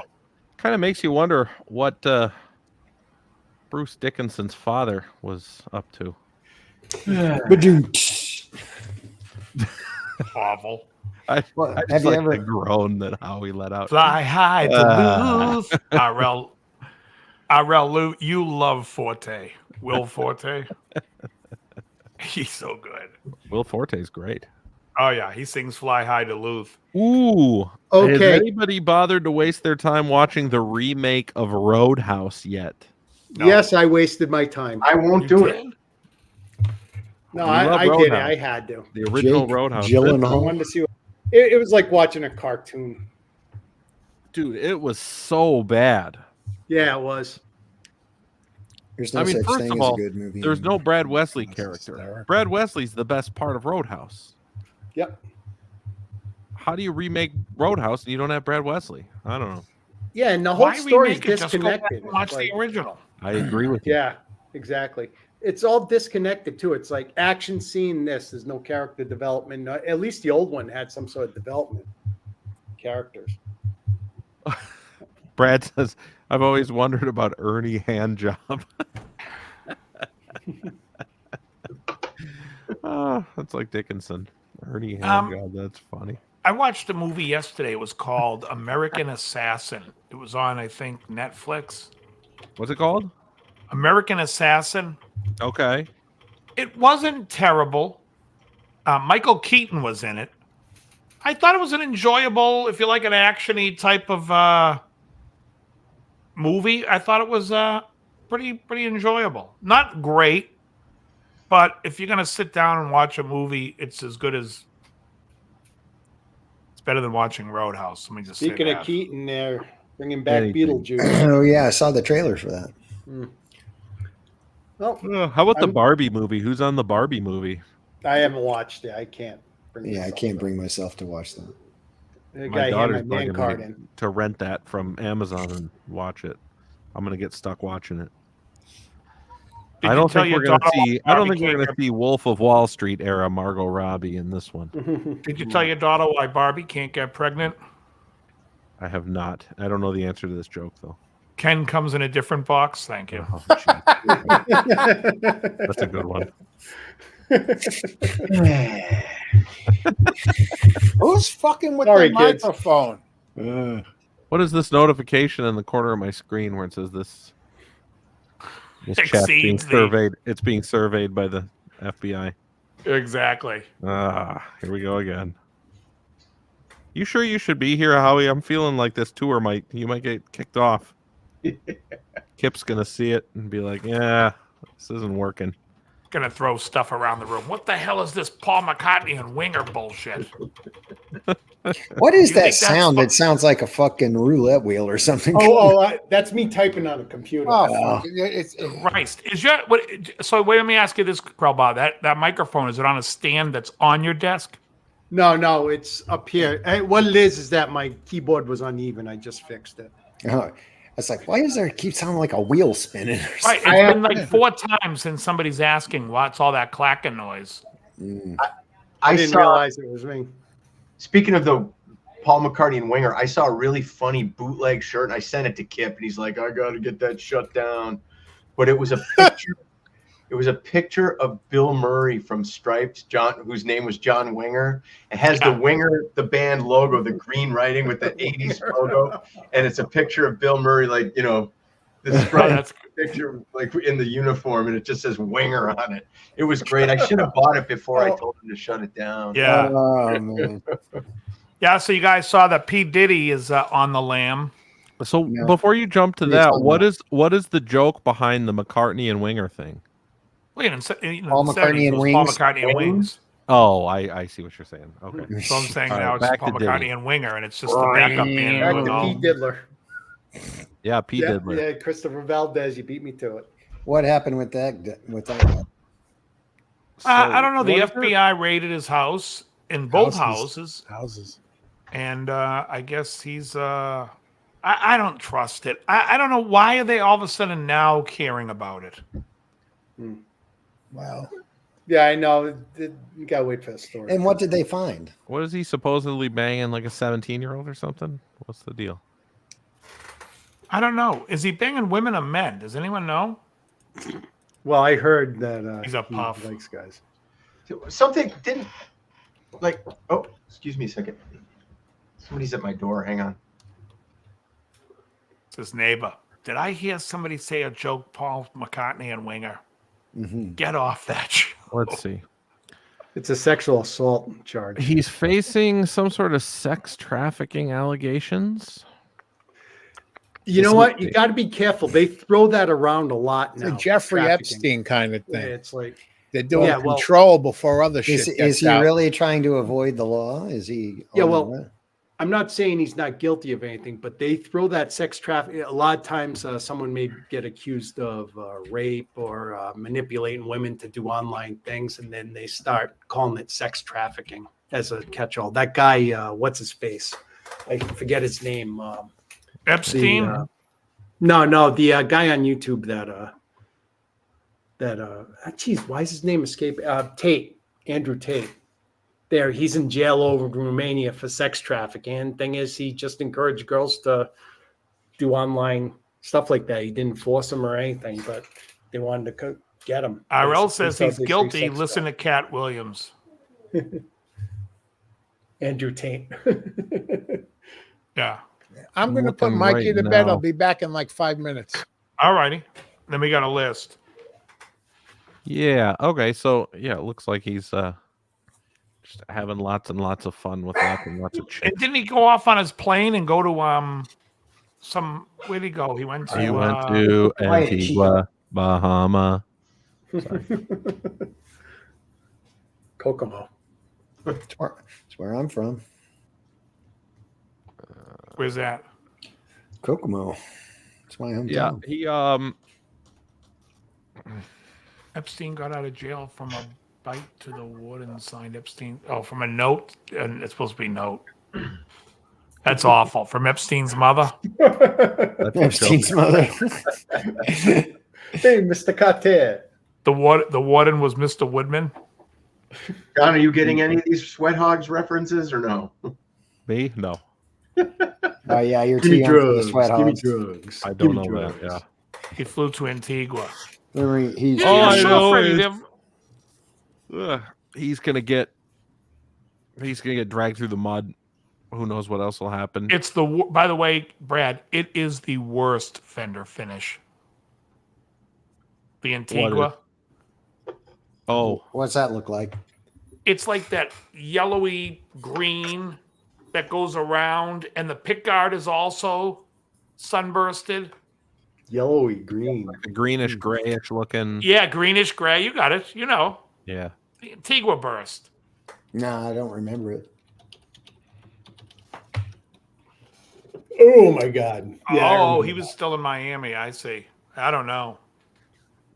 Everybody in the chat's talking about Andrew Tate right now for some reason. Because I mentioned him. He mentioned Oh. him, so they just. Ooh, I totally forgot my coffee. All right, carry on, boys. I'll be back in less than a minute. Alrighty. Coffee. But yeah, so I He's mean, drinking coffee at 7:00 at night. Yikes! No, I used to drink it's 20 or coffee 7. all day. Yeah, I have a coffee at 5:30 on Wednesdays because I go into teaching for a marathon. Put the Antigua in the chat. The burst? I'm trying to. Yeah, I'm trying to. Oh, it might be too long. It's the ugliest burst. I always think it's the worst Fender color. If I'm thinking of the right color, isn't the pickguards bursted too? Isn't it? Yes. Oh, it's terrible. I hate that guitar. Looks like it's been a smoking room for 100 years. I think and didn't they make? I think that it's like a 79 finish. It's like late 70s finish. When they made the Antigua burst. Brings messages like reactions to FaceTime. What's that? Uh-oh, someone's bleeding. Yeah, that was I started playing what Joe put in the okay, yeah. Just mute the mic because I don't want to get tagged. Yeah, no, I will, but I thought Carl. Yeah, you know what it looks like, Brad? It looks like the Yeah, the link's too long. What are those rooms called? That video game, the back rooms. Oh yeah, the is it called the back rooms? Yeah, the back rooms, I believe. Yeah, that's what it looks like. It's the wallpaper in the back rooms. If that's the name of the game. If anyone knows what the name of that game is, if I'm not right, it actually started off as a video. Oh, I heard somebody said, "You drink coffee after 7 o'clock? What's wrong with you?" I drink coffee all day, every day. Yes, it is the back room. Yes, that's. I have two Strats that way, Neil. I also have one that's a completely built Womoth Strat, all Womoth parts, and I have two made in Mexico. Two made in Mexico. This is a made in Mexico here, with a USA neck. What kind of wood is that neck? A Wenge neck. This is Wenge. A Wenge neck. A Wenge neck. Wenge. Look at the grain on it. Why so are nice. you Wenge? And then ebony. What? I'm not Wenge. You are Wenge. Well, from far away, it looks like the whole neck is like black. Well, because this is ebony. Well, ebony I know. Yeah, I know, but until you held the headstock closer, I always thought the headstock was black. No, it's actually brown, but it's not as light as it looks when I put it up here. Hold on, let me just do this. Me and DL are both fans of this one.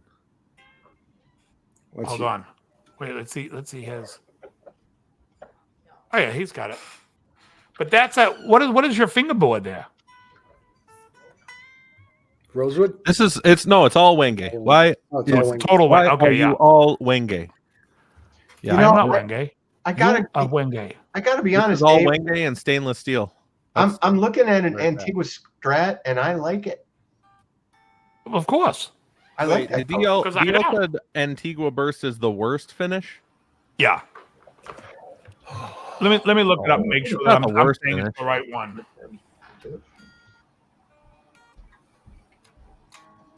You don't think so? Oh yeah, no, that's awful. Yeah.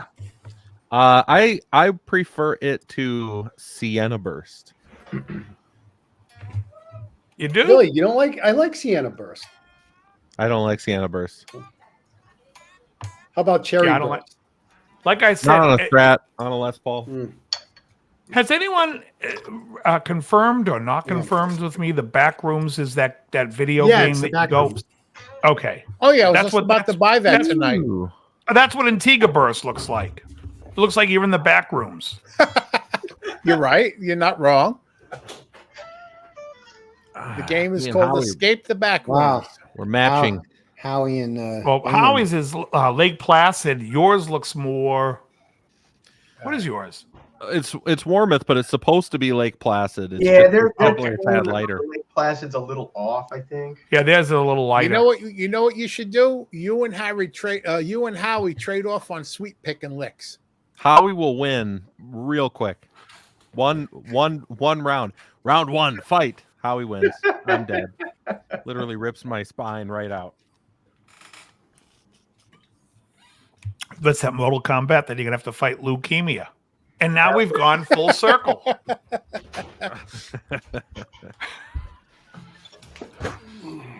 I think I could put up a good fight with Howie if I was just like sweeping the kitchen floor. Like, who can clean their kitchen faster?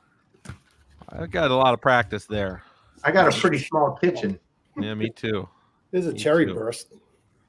Is that Sienna? That looks like Sienna Burst. Sienna Burst. It's actually cherry burst. It's a 2003 Squire body. It's actually full sized. Okay. And Wait, you're saying that looks like Sienna Burst, number one. I know It it's looks not. like it, but Krell, it's don't actually correct me. burst. I know it's not. That's not the point of me saying it.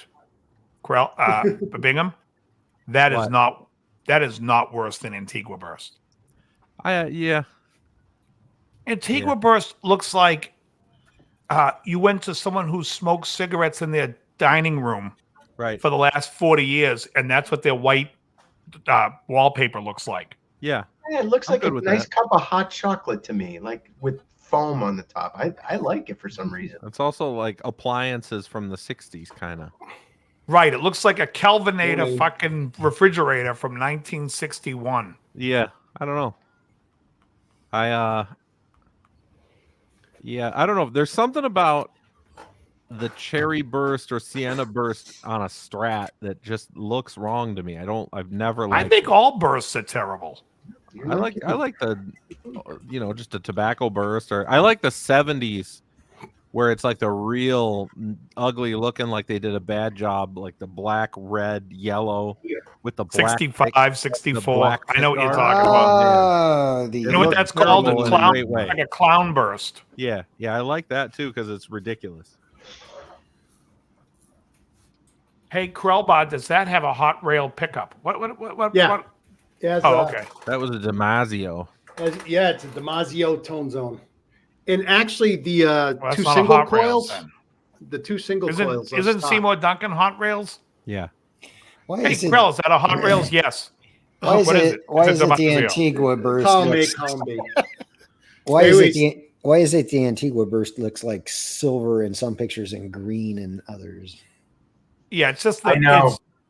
it's always this mucus greenish yellow with gray. Well, I know, but I'm seeing some pictures that it looks almost Pick like the silver. ugliest color, and that's what it looks like in person. Totally inconsistent in every photo you look at it with. Yeah. Yeah. Yeah, I mean the one that we had one at the store from the custom shop. It was a 79. You remember that one, John? Not particularly. It was always up on the top because I was like, no one ever wants to play that thing. Just get it out of human reach. Martell Music. Are you guys familiar with Martell Music? They're in the Northeast somewhere. No. The name it's a- sounds familiar. Yeah, it's a guitar store. I don't know where it is. It might be like Hartford or something. But anyway, Corey Martell posts on May 16th of 2017, Antigua Burst is the most divisive finish of all time, and it's an entire blog post dedicated to Antigua Burst. Really, some people love it, some hate it. Yeah, I guess so. Where'd they get the name? Is what I want. Well, first of all, why is when you see it in person, you're like, why is the pickguard bursted? Yeah. They burst the pickguard, which is just weird. Mhm. And in general, it looks like the back rooms. It's like a room that goes on and on. You know, they yell. Have you, how are you familiar with the back rooms game? No. Actually, it started off as a video. Yeah, but it's like it's a unfortunate. back room of like an empty, and it just never ends. And it's like one generic office space after another, Yeah. and this yellow lighting with yellow wallpaper. There's It's something so tasty, fucking right. creepy, Escape the back rooms. right? All right. And Hey, So- let me ask you a question. Why the hell would Corey Chase have a website about an Antigua guitar finish? because she got stuck in one. You guys are bringing it back around full circle again. I like it. Always. So if you could do a Strat, you could only do one Strat. You get to pick your color. You get to pick your fingerboard wood. Okay. No, but Go. make it interesting. Dave, if you could do a Strat or if you could do Corey Chase, which do you do? Yeah, exactly. I got enough strats. Let's say this. If I did a strat, I wouldn't paint it. I would oil finish it and I would make it walnut. Oh, paint it white. Why? Black why- pickguard. Well, I'm not gay. You are gay. Why are you gay? You are gay. How that is not one of your I know it's better be a clip by next week. And the funny thing was this week I was looking for I was looking for stuff with Madam and Andy Gibb. I was looking I wasn't looking at the obvious of what it should have looked like. Hold on, here we go. Let me find it right here. Hold on. I know I have. Oh, here we go. Go big screen. Go full screen. One of the gay rights activists, Mr. Should I call you Mr.? Pepe Julian Onzima. Thank you for coming in. Thank you. Good morning. Morning to you. Why are you gay? Who says I'm gay? You are gay. So it's me. I say you're gay. So funny. Oh, that guy's cold. Who says I'm gay? Greatest You fucking are gay. interview ever. Ever. Oh.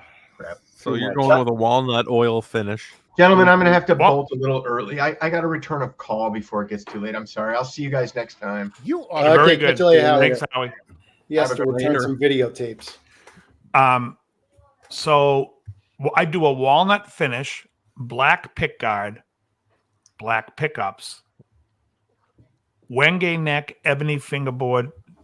Again, that would be my. Wow. That would be my next strat, if there was a strat. Actually, I have a body, and I'm thinking about putting a Wenge on this body. The pickguard is horrible, so I'm going to not show you the pickguard side because I haven't taken it off yet. I don't know why. Oh, let's see how horrible it is. The pickguard's awful. It's like... Pickguard. This is the body. And I'm going to change the pickguard. All right. This is the body. This is the gay pickguard. Oh, jeez. That's no good. But I'm going to put a black pickguard with black pickups on this. Are you going to get it from... So they'll have that 70s look. Yeah, Finish it just off all... Yeah, but it's a little darker than a 70s finish. It doesn't... It looks lighter here. It's actually darker. Where'd that guard come from? What? Where'd the guard come from? The person that sold it to me. There's a that would probably work on another guitar, not that one. There's a no, it's going to go. I already have a guard in the other room with the pickups already loaded in it. It's black and black with the Marzio 54, 58, 58. All I need is to get a neck and I can put this thing together, but I just haven't done it lately. Just the minute that you pulled that guitar out, a rep from Temu got a hard on of you finishing it with the Temu parts. I got to tell you, like I said, I get emails now where people are asking me to build. Oh, do you want to belong to? Do you want to do this special build? No. Oh, in fact, I think Brad, did you ever get that email from me where I sent you from Fessler asking me to build?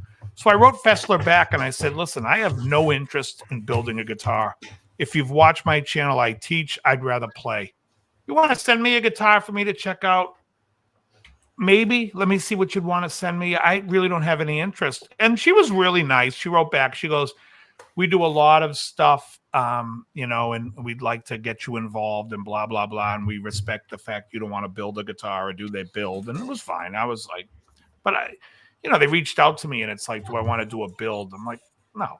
When I buy the neck for this body, I'm literally going to send it off to my guy down the street and have him put it together. I don't want to deal with that shit anymore. They don't have bad necks on the guitars.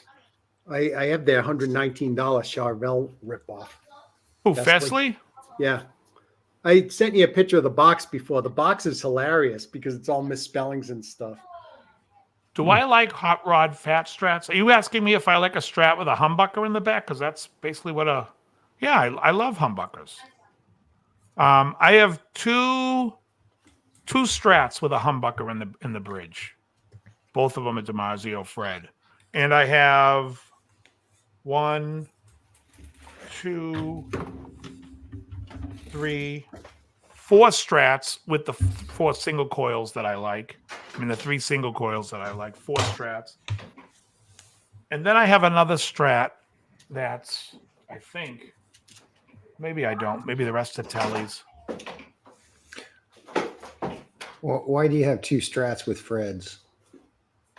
One of them is like a metal-looking strat, and the other one is like a more conservative strat. I can't bring myself to throw out this box. One of them cost me almost next to nothing to put together. I bought super cheap parts and the Electrotic guitar, lay tested. Oh wait, you got an Wait, hold on. Electrocratic. No, it says Electrocratic. Electrotrick. Electrocratic. Electrotrick. Electrocratic. Electrocratic. Catrick. Blood-tested design. Lay tested design. It's an Electrocric guitar. Create Oh, it's a create a Latested. graceful Latested tune. design. Enjoy a Fesley life. Every note is alive. Every Fesley has a living soul. The moment you lay your fingers on Fesley, you're starting a conversation with life. Why is Fesley gay? Communing with souls and changing Who your says life. they're gay? They Fesley are is gay. They are gay. Where did you get What is this Fesley? box? Fesley to lead the new school. It's the latest YouTube cheap ass guitar everyone's unboxing on YouTube. Oh, gotcha. All I had to do I was just said that they sent me an friends email know last that. week, They John. did They want to. Larry. They do Oh, I thought Erd, you said that was that Fesley. Emu or whatever it was called. No, it was Fesley. Oh, okay. Fesley can't. They said, you want to build a guitar, and I'm like, no, I don't want to build a guitar. I want a guitar to build me. Hey, how would you like to do work for nothing? Yeah, fuck off. You want to send me a guitar? Send me one that's put together. What if the parts they sent you were from the back rooms? Right. Then I make my Antigua guitar. Oh, okay. Yeah. Oh, that's the Fesley? Yep. And it came perfectly set up and everything. The frets were level. They were just they needed to be sanded a little. Are they were stainless rough, frets? little elbow grease. I doubt it. Are they stainless frets, Krell? I would doubt it if they were. Well, he got another cheap guitar that had stainless. Those aren't stainless on the Fesley, is it? No. What about Right. what's the other guitar you had? You got stainless on? The Yert, the headless one. No, with the other one. The green one back there, the Telly. The, Don't Leo throw James. the box. Brad said the box has been changed, so you got like a one of a kind box now. Well, he said collector's item. He didn't say one of a kind. Well, Yeah, they discontinued it. What Yeah, what is that green one? The one. James? What's the name of the? Leo James. Oh, Leo James. Yeah, it's And how much was that? $159. $159 with stainless frets. Yeah, Alnico pickups and came set up. Well, Dave played it. I didn't even set it up, and played very well right out of the box. Hugh Caldwell says he likes the Robert Cray Inca Silver Strat. That's a cool looking Strat. I like the Robert Cray Strat. Why are you Cray?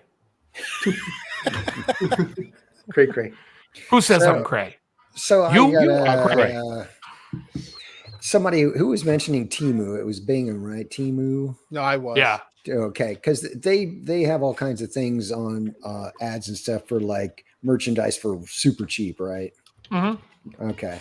So have you guys heard this thing where they're saying like this, it's because it's all from China, that they're doing all this to really drive American companies out of business, that make this, comparable stuff. And then they'll just raise the prices later. But it seems like it could be. I think that's bullshit. China's been putting out cheap shit for fucking. It's really Yeah, but cheap. their quality's getting better though. That's what I'm saying. Yeah. It's kind of like the Chibson thing, those guitars keep getting better, and I don't know why they're not getting shut down, but they're not. And it's like, Oh, by the way, Fesley, I assume is a Chinese company, is it not? Probably. I'd have She to guess. says, I saw your review of the Chibson. Does anyone else find that fucking hilarious? Who said that? The Asian woman from fucking Fesley. Oh.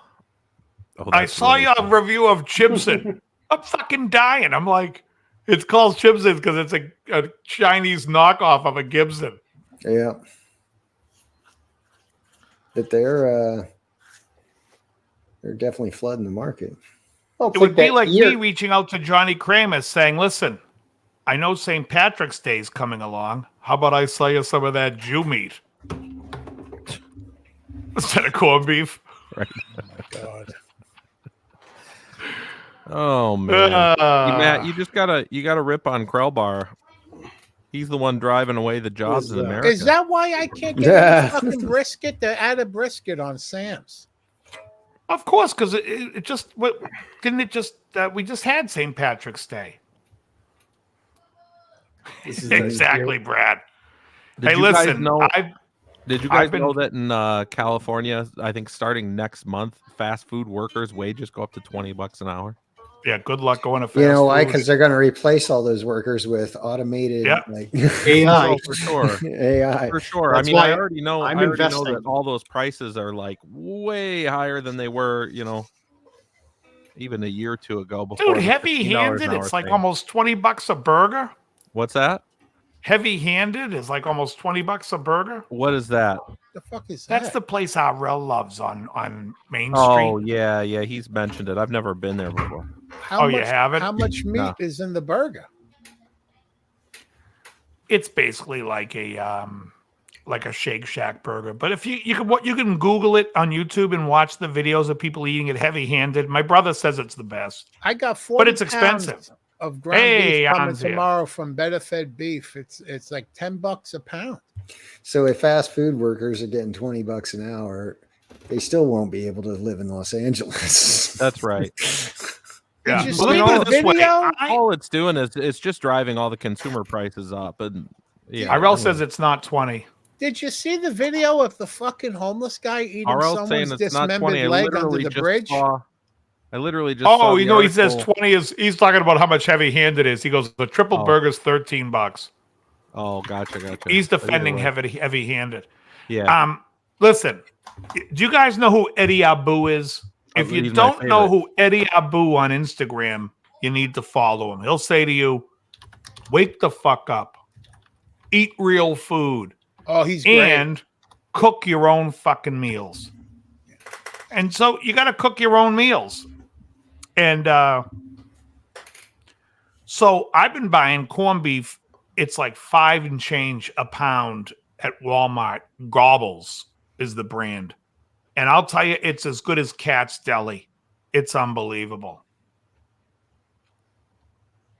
Yeah, I mean, just the way the prices are out there, it's enough motivation to just cook at home.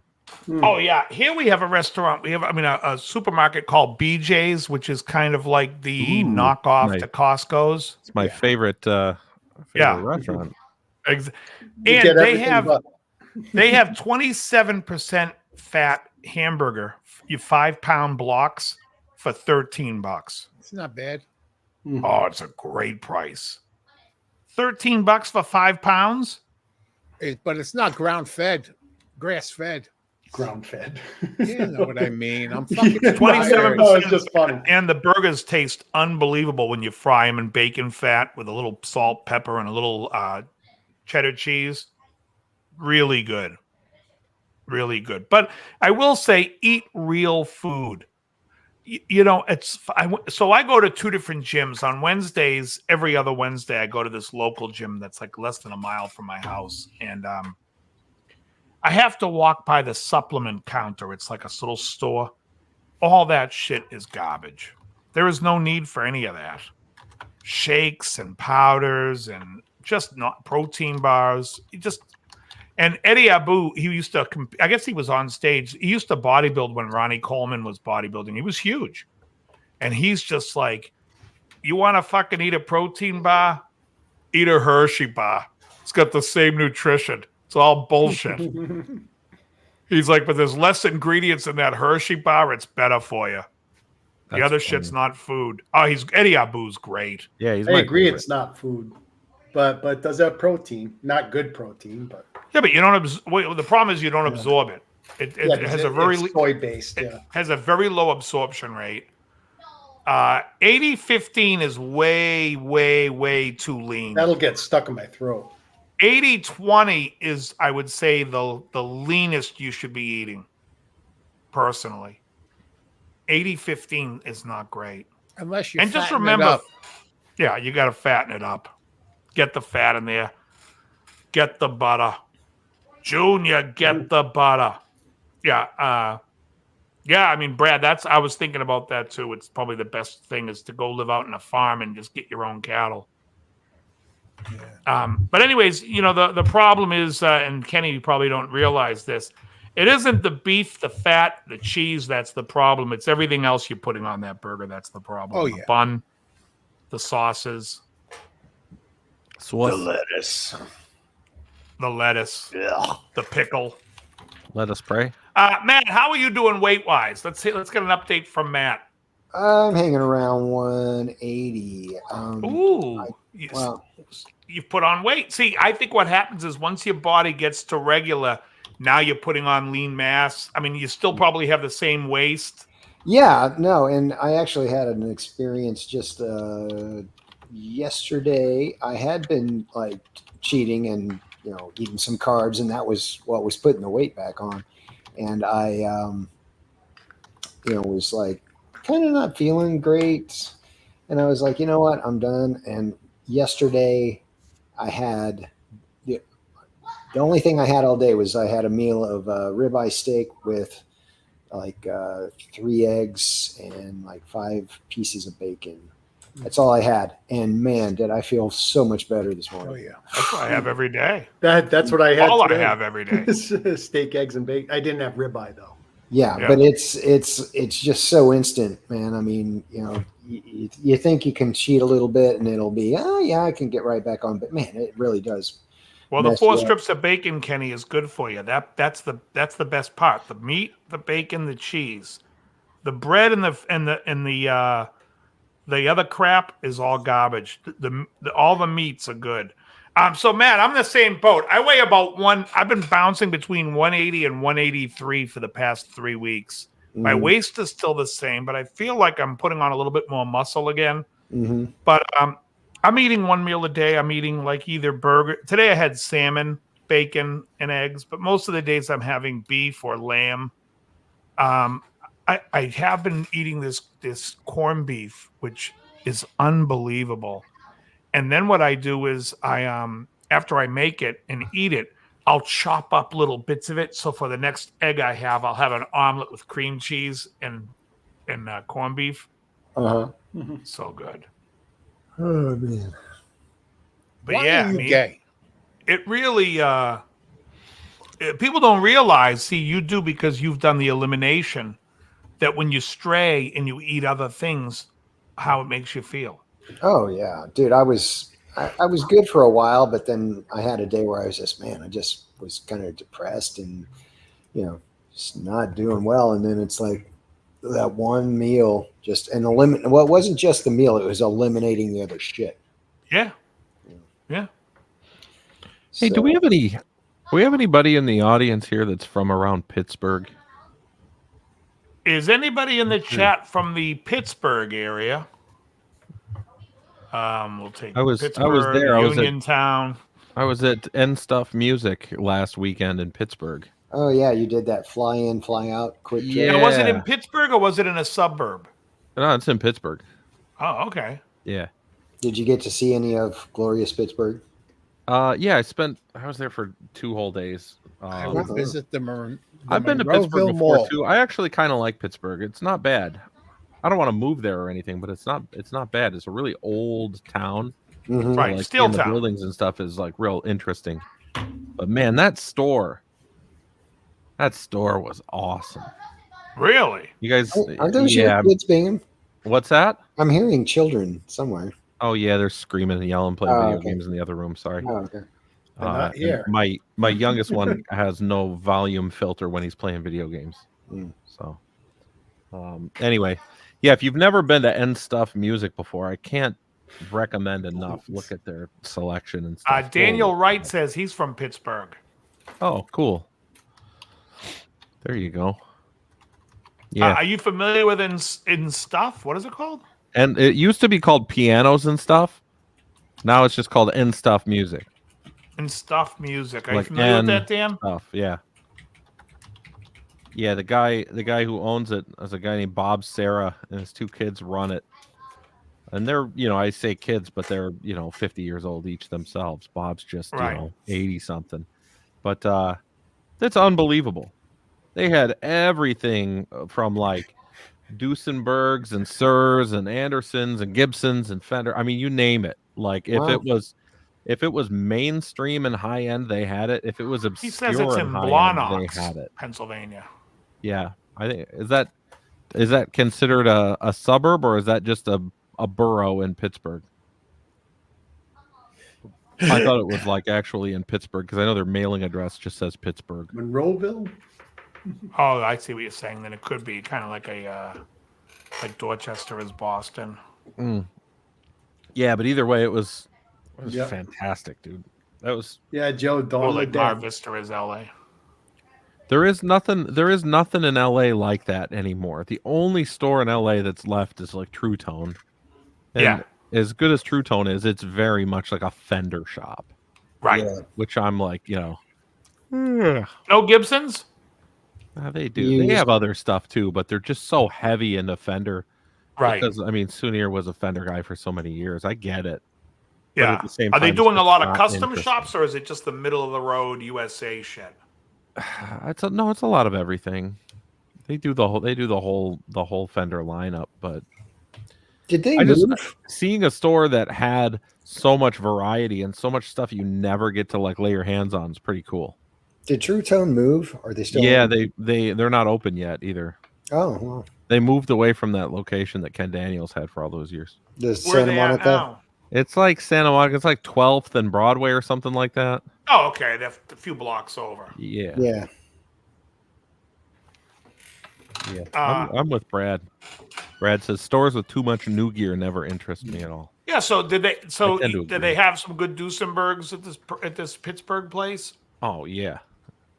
Yeah. No, everything they had was good. And what they're carrying Bad Cat now? Is that part of the? Yeah, that's why I was there. We were doing an event day. It actually went really well. We sold three amplifiers and 2 cabinets. Wow! Like off the floor in one day, which like never happens. Wow! In events like that. Yeah. Yeah, it went really well. But they also have oh god, that place also has they have a second floor, like a subfloor, kind of like a basement, I guess, where the entire floor is used. Oh, and so nice. you go down there and it's all used stuff. And they pointed out very specifically that they curate their used selection. So if somebody comes to trade something in, sometimes they'll turn them away. Right. So they're actually looking just for good quality stuff. And so, everything in their used department was incredible too. Nice. Yeah. Dan says they had good prices. What's that? Oh, they had good prices. Yeah. So there's my pitch for everybody to check out N Stuff. So the other day, I'm watching YouTube and I see comes in my feed MTV's First Hour or wherever it was. So I'm like, I'll watch this. So I watched a little MTV. Then later it was Friday Night Videos. So I click on Friday Night Videos from 1984. And of course, the first song is I Hear You Asking How I'm Feeling, 38 Special. Mm-hmm. But anyways, they went and played a commercial from like the 80s. It was McDonald's. We know how hamburgers should be done. And then they forgot to add, but we choose not to do it. Yeah. But I couldn't believe, the commercials are awful. But it's the same commercials. It's all fast food and all hair. about, and a ton of fucking deodorant. To cover up the stink from from people who are eating vegetables. I cannot get over how many fucking, so when I started carnivore, now Matt, you're like 2 weeks behind me. So you're like right around almost a year and a half, 16 months, 15 months, right? When I started it, I never would have realized, and you don't think about it, but like you never feel like disgusting. You never, even when I go to the gym, I'm like, you never stink. And now because of it, I'm so aware of it that I see these commercials and it's like every 2 seconds, it's like, she's using, he's like, oh, what's that smell? Are you being fresh? I'm trying. That new secret? Is that new secret you're going to fucking wave all over your I'm asshole? cleaning my oven. Right? Easy off. I'm a moron and this is my wife. She's frosting a cake with a paper knife. You guys know that Zappa tune? Exactly. No. Well, the toilet exploded yesterday afternoon. The plumber had said she tried to flush a tampoon. That sounds like Zappa. That's a Zappa tune. Tampoon. Oh, yeah, Lumi, and the other one, she's like, oh, and people are always embarrassed because women have stinky parts. Not all women. Get in the fucking shower. Not all women. A lot of vegans, yes. I've never met a vegan that doesn't have the aroma of veganosity. Veganosity? I always assumed that was like some sort of a preferred scent that they got, like a patchouli oil or something. That fucking patchouli shit. No.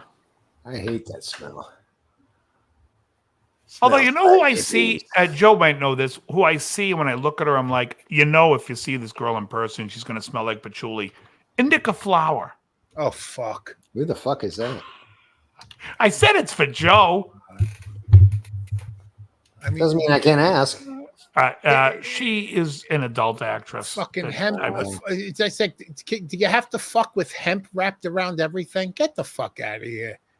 Oh. Right? You know she stinks of patchouli. Oh, no. But no, never knew a healthy vegan. No, of course not. And not only do they also have a ton of stomach issues. They're always popping, oh, this is acidophilus. This is so I can digest food. Yeah, that's not food. That's why you can't digest it. It's pesticides. Right. Forget about the pesticides. It's not food.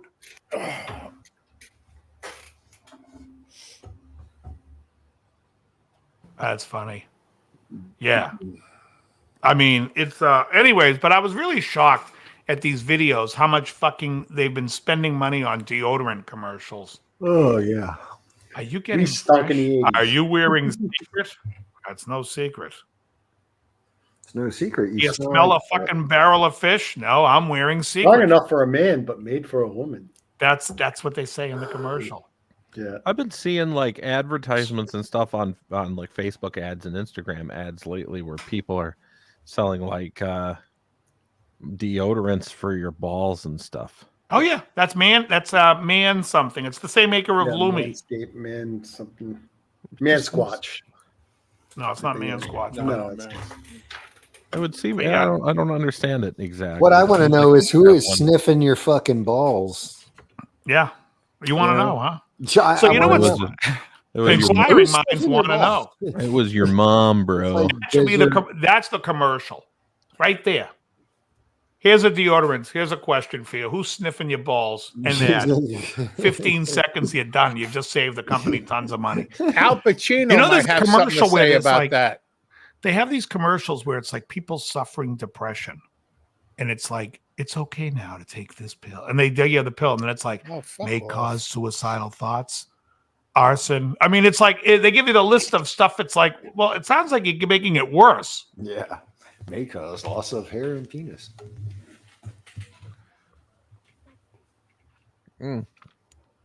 Yeah.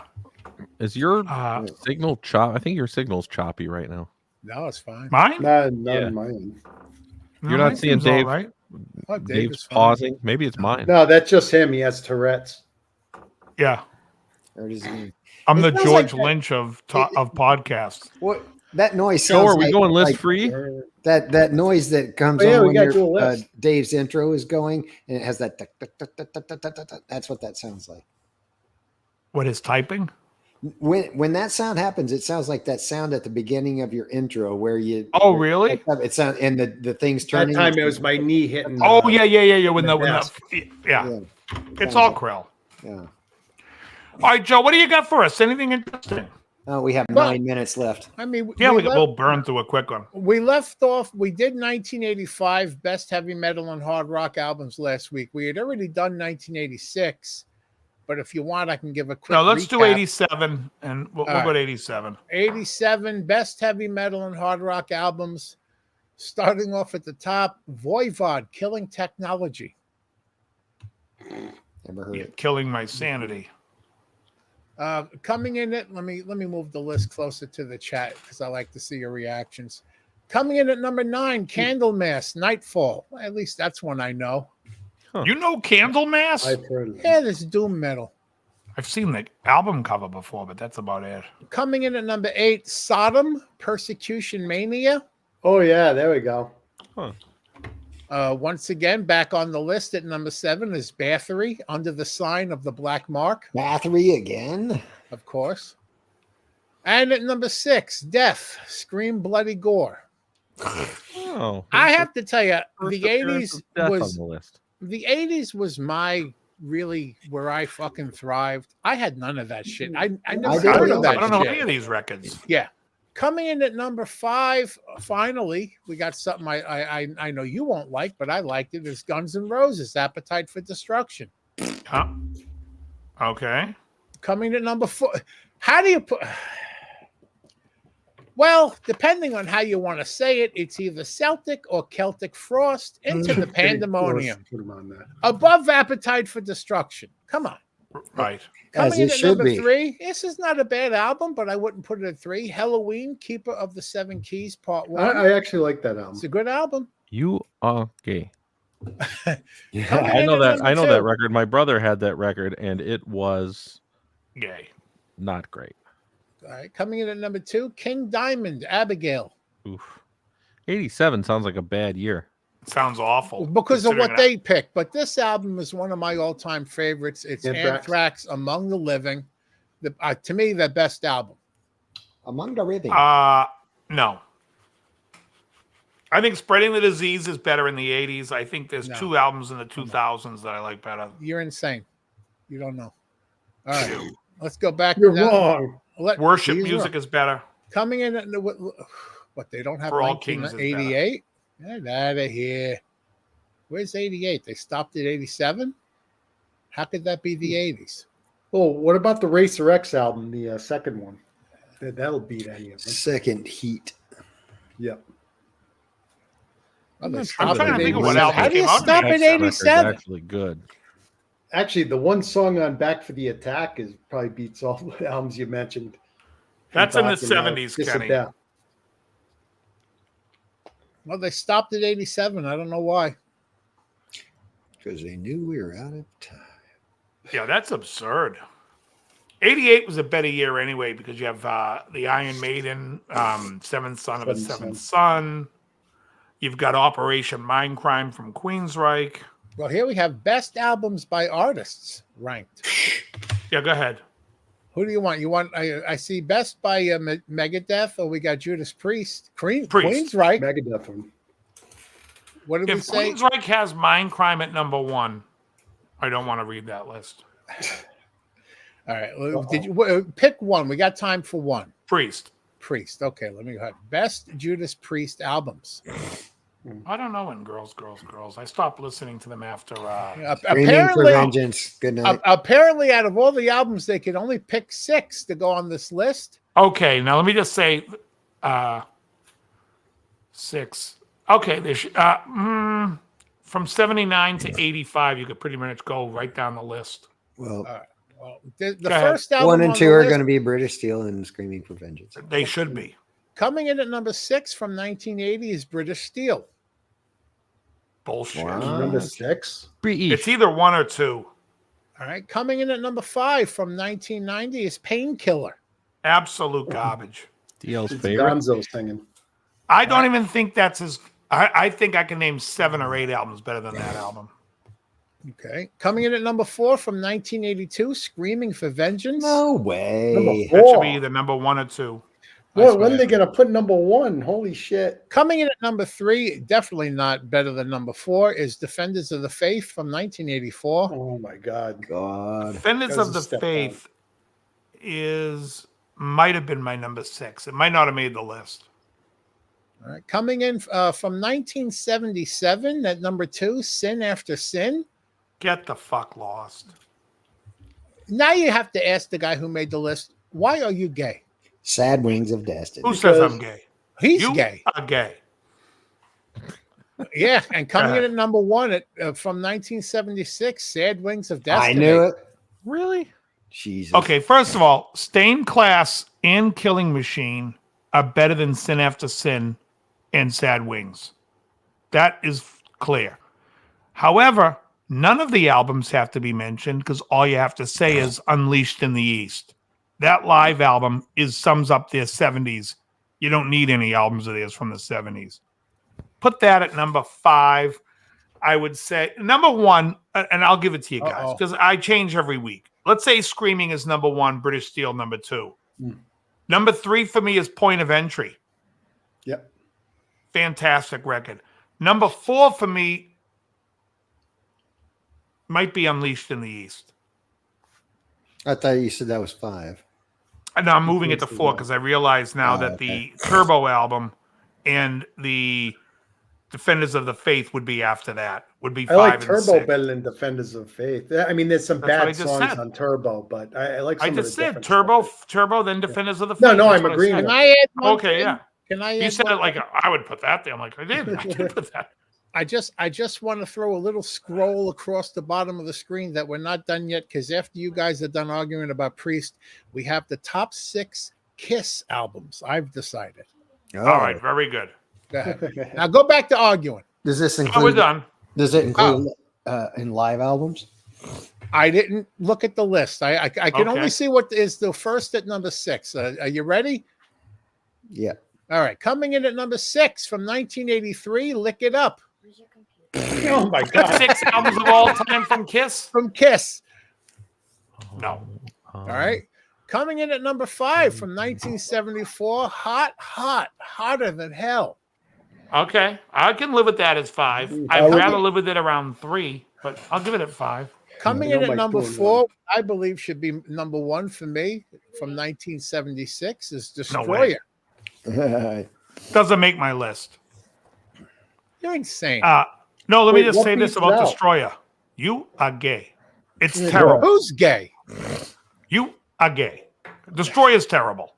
All right. I want to know what beats it out. In top Coming 6, in at number 3 from 1982, Creatures of the Night. No way. Really? No way. Now, are you what would you put Destroyer before that, smartass?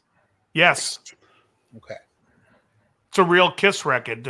Creatures of the Night, I feel like something very. It's like their last ditch trying to get back to. They fucked it up. It's not good. Coming in at number 2. See, this Brad's is a lot great younger one. than us. Just He to likes these later records.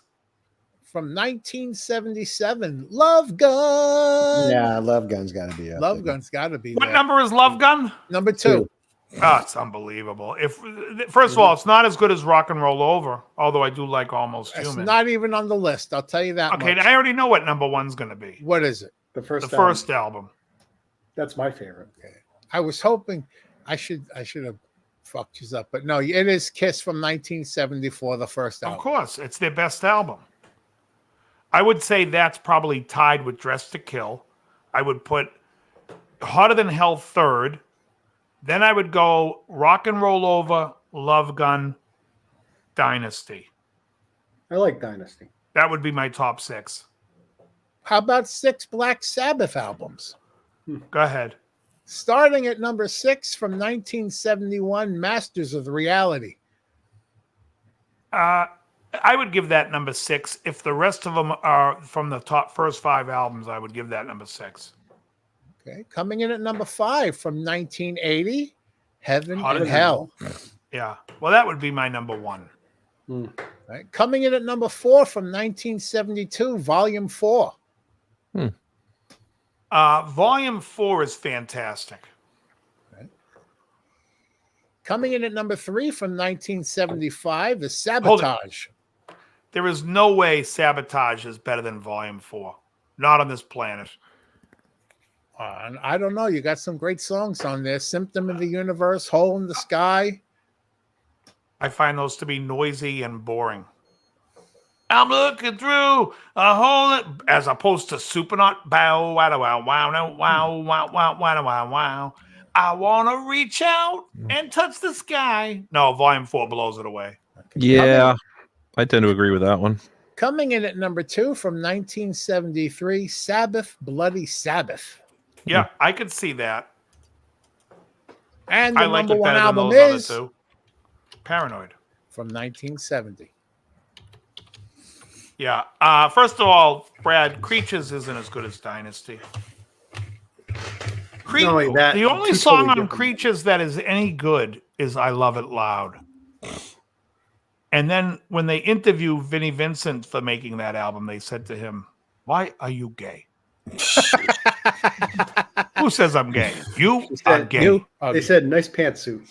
Yeah, what you We wear got ladies' six. pantsuit. Oh yeah, War Machine is all right. I don't love it. I find it's funny because it comes on this mix in the gym, and I've never listened to it as a kid, but as an adult, I must have heard it 1,000 times now in the past year. Because I'm a war machine. It's a little silly. It's all, you know what it is? It's a better version of God of Thunder.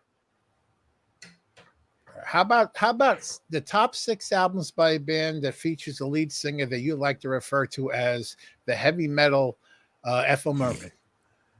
Queensryche. Starting at number 6 from 1983 is the self-titled EP Queensryche. Okay, I can live with that at number 6. Coming in at number 5 from 1986 is Rage for Order. That's my number 1. There's no way. All right. Coming in at number 4 from the They Must Be Fucking Insane line is Condition Human from 2015. Doesn't off the list.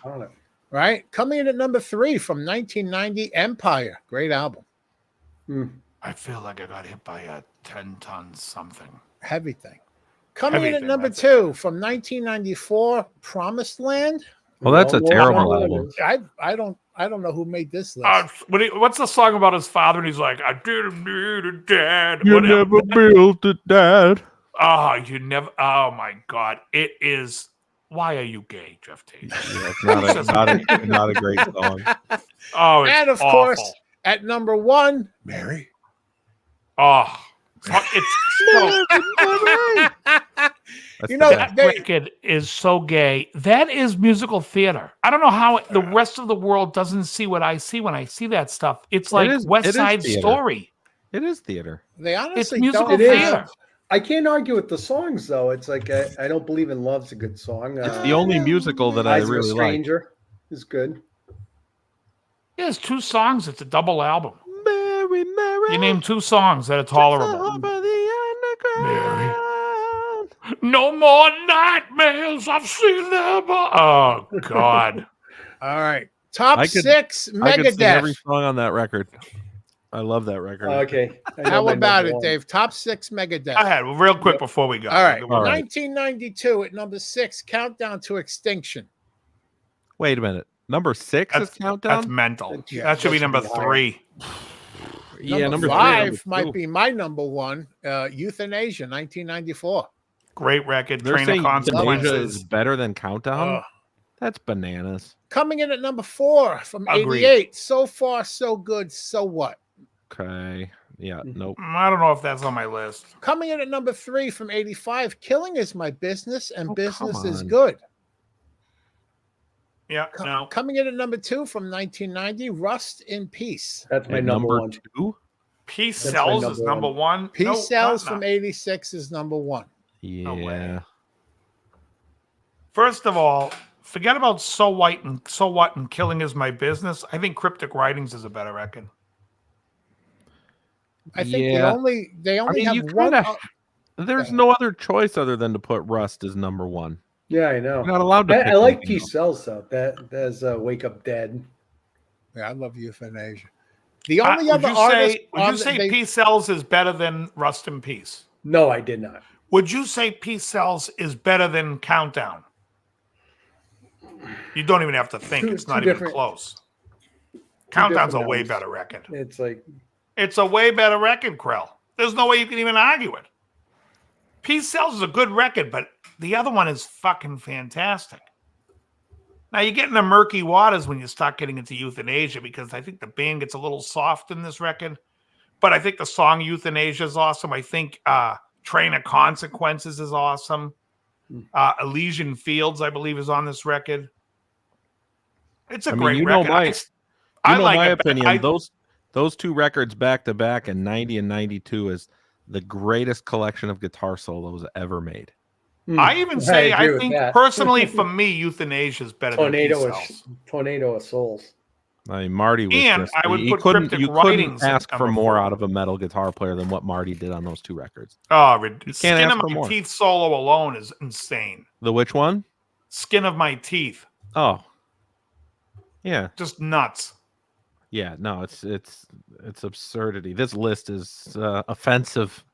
Yes. Well, there's only one other artist on these lists that we would give a fuck about, so why not we do it? It's Alice Cooper. I only know Greatest Thought Hits. you Go said ahead. you cared about it. Okay. Coming in at number 6 from 1989 is Trash. I like that one. Is that the one that Joe Satriani played guitar on? Did he? No, ever? it's, I don't know. Derek Sherinian on keyboards, Joe Satriani on guitar. I don't know. That That's was the a one with the different song album. Poison. Hey, stupid. When did Well, that would be the one. It'd be the one that's got "Feed My Frankenstein." That was Constrictor. Yeah, that's Okay. not this one. Coming in at number 5, they must be out of their mind, is Welcome to My Nightmare. The second one from 2011. No. All right. From 1975 at number 4 is Welcome to My Nightmare. Of course. My favorite album coming in at number 3 is Love It to Death. I love the is that the one with Keep the ballad going. of Dwight Fry, one of my favorite songs. That's an Coming in early at number record. 2, School's Out from No way. 1972. If $1 Billion Babies isn't number It's one. number this 1 list- is Billion And Dollar Billion Babies. Dollar for sure. Babies is number 1. Mm. Billion Dollar Baby. Let me just say this, Brad. Euthanasia is a really good record. I know you say it dropped out, but the Cryptic Writings after that, when they got rid of Max Norman and they brought in Dan Huff to produce, that Dan Huff album, Cryptic Writings, is like a thrash metal pop album. He did a great job. Use the Man is on that record. Almost Honest. Trust. You like those songs, Bingham, don't you? It's okay. It's not my favorite. But it's popular. It's more accessible. My body aches from mistakes betrayed Yeah, by Trust was good. lust. Trust was good. Almost Honest was good. Use what's the Man is one? good. Use the Man was good. But then there's some cheese on there too. Like Wolf something is good. She-Wolf is good. It's so cheesy, but I guess I should expect that with metal. Yeah, no, I know, but they have a lot of ass kicking, but it's the same guys in the band, and I still think they're pretty good, but it's like with a real producer. To me, it seems like a more polished record. And like I said, I'm sure some people won't like that, but I still think you can't deny that it's still a great record. I thought the production on Euthanasia was better Than which? than Cryptic Writings? on Cryptic Writings. Oh, I didn't. I thought the opposite. I think it's good on Euthanasia, but I think Cryptic is. I think Euthanasia cost them $1 million. I have one issue with the guitars on Cryptic Writings. I feel like they sound like they're just a tad like choked. You know, like the difference between playing like a Marshall or a dual rectifier like naked, and then like playing it with a boost pedal, a clean boost in front of it. Right. Like I feel like when I listen to Cryptic Writings, it sounds like without the boost, whereas it sounds more fluid to me on Euthanasia. Like they had just like, I don't know. I just thought it was a better. Yeah, I just think guitar everything, player. the production, the drums, the lead vocals, everything to me sounds clearer and like more. Did Max Norman do Euthanasia? He did.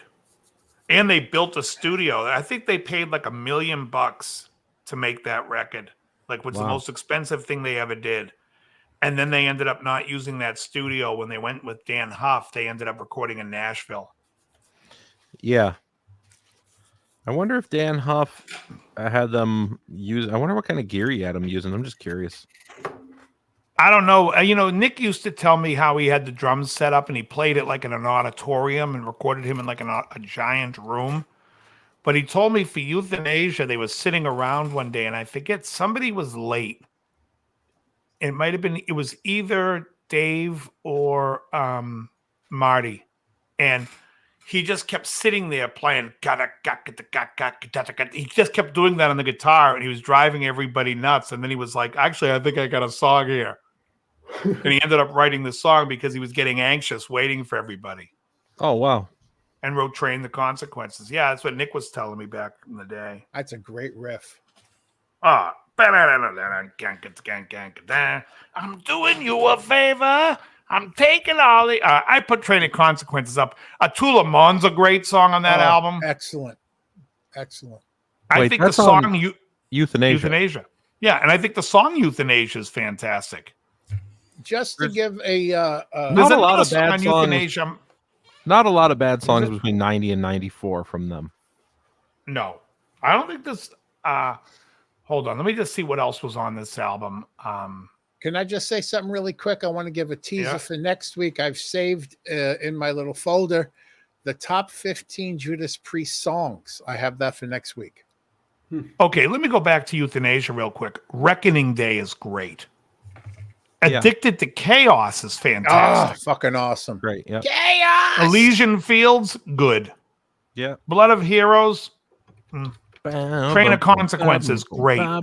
Tula Mon, great. Killing Road, great. Family Tree, I don't really remember. Plus, talking about good guitar solos, go back and listen to the guitar solo to Killing Road. Unreal. Oh, yeah. See, that's a great, And hold on a sec, because you did say that you thought Cryptic Writings. Let me just see what's on Cryptic Writings. Starts with Trust. Trust, Almost Honest, Use the Man, Mastermind is great. The Disintegrators is good. I'll Get Even is a little... That one I can understand. Sin, A Secret Place is great. There's a secret place. Have Cool, Will Travel. She-Wolf. Secret Place from Peter Gabriel a little more, though. Oh, it's great. Vortex and Secret World. Secret World. And for a minute, I thought you were talking about Secret Garden from Springsteen. She hit you in her house. Hey, you know what, Dave? I think Al Pacino wanted to say something about the Megadeth list. Hold on. Al, you're a Megadeth fan, aren't you, Al? Fuck you, Dave. Not the clip I wanted, but... Now, hold on. Let me just say this. Matt asked me for this clip earlier. Folks, just in case, let me explain something to you folks. You want to sit there and you think meat is what's killing you. I live on high saturated fats. I live on meat, cheese, eggs, and I stopped all carbs and sugar. All right. Now, this is what I look like now. Here's me eating carbs and sugar.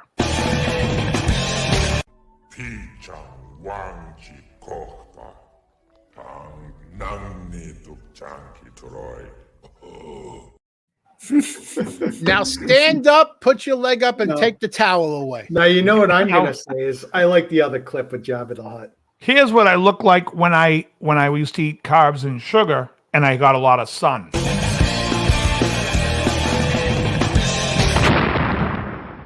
Welcome back to the channel, and today we're going to take a look at a song by Don Henley.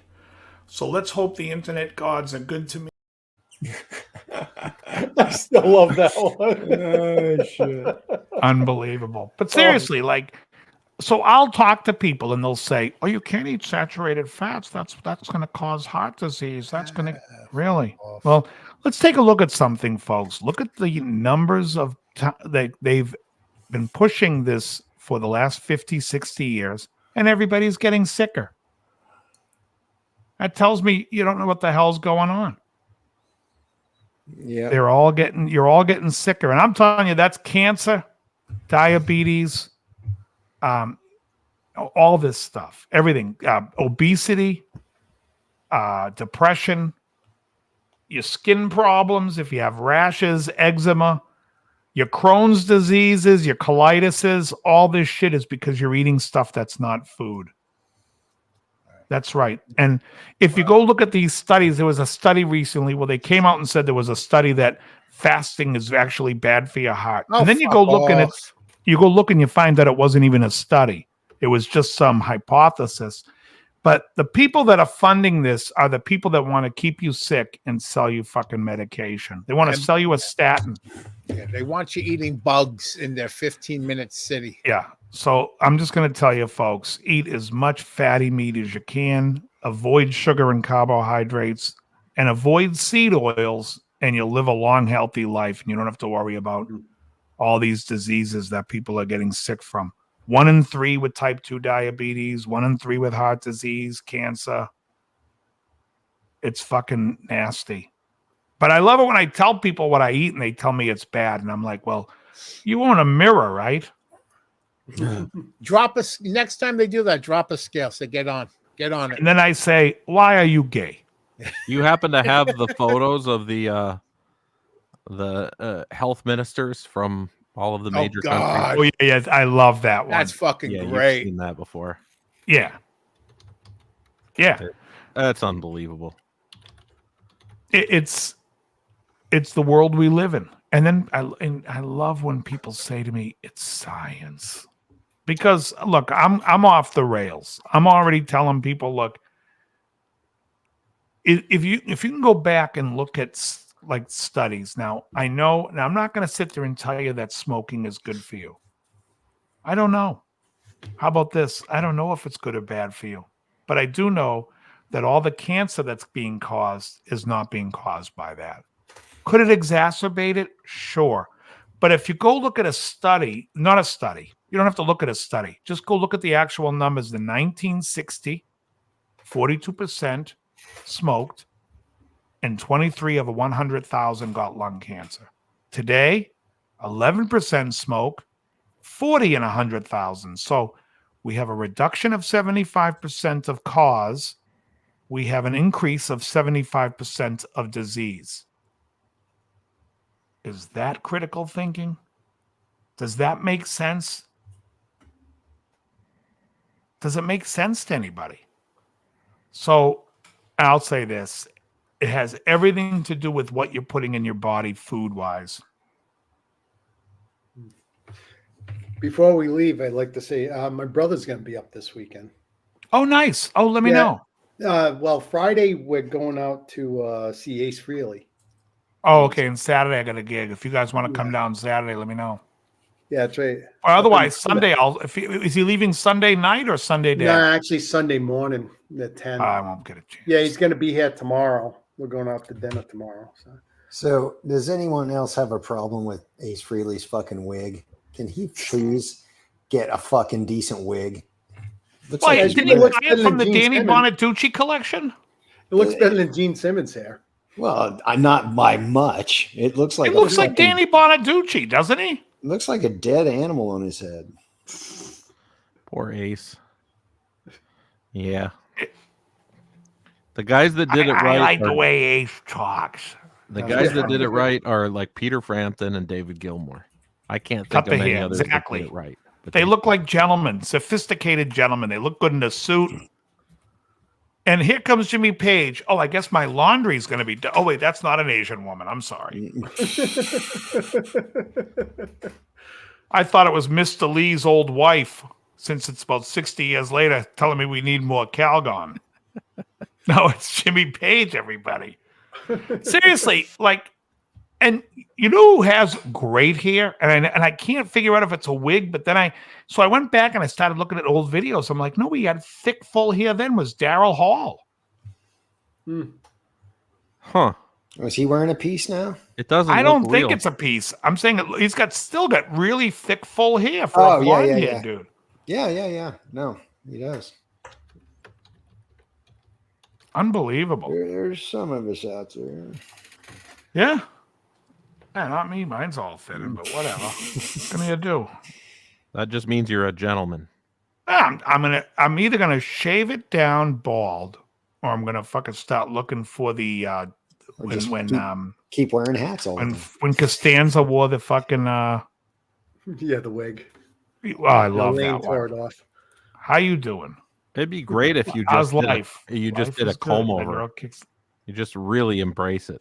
Oh, that'd be. I'd love to do a comb over from a beard all the way over, like fucking Jim Gaffigan did in that commercial years ago. I think you should do like a Lex Luthor, like the Kevin Spacey, where he got all the fucking wigs on stands, and there's who am I going to be today? You know? Oh, that's great. I can play Oingo Boingo. Who do you want to be today? Who do you want to be? All right, everyone. I believe that's all I've got here. Let me just see. Let me just look at my clips. Anything interesting? Hey, who's driving this buggy anywho, huh? Let me guess. Don't tell me, huh? Carol Channing. I love a Carol Channing reference. Always on point. Oh, Joe, you sent me something. Oh yeah, no, yeah. It's a they made a song. Oh yeah, there it is. The Why You Gay. But they turned it into a song. Oh, okay. Well, I got to do is I got to get that in my clips. Oh yeah, it's too good. And there's also one where Debo is like, "Get to the gym, mother. Why you being a pussy? Get to the gym." That one from Friday. Yeah, Beverly Hills Ninja's great. One of my favorites. All right, everyone, that's going to be it for us. I want to thank everyone, Matt, John, Joe, Krell. Thanks for being here, guys. We are out of here. Actually, happy birthday one more time for John. Actually, it's coming. Next week will be my birthday, but the Thursday, the night we end the show. Maybe we'll run the show a little long next week because it goes into my birthday. And Matt just had a birthday, last week or 2 weeks ago? 2 weeks ago, yeah. 2 weeks. It was 2 weeks. All right, very good. 13th. All right, everyone. We will see. Where the hell's my outro? Okay, very good. All right, we'll see everybody later. Very good.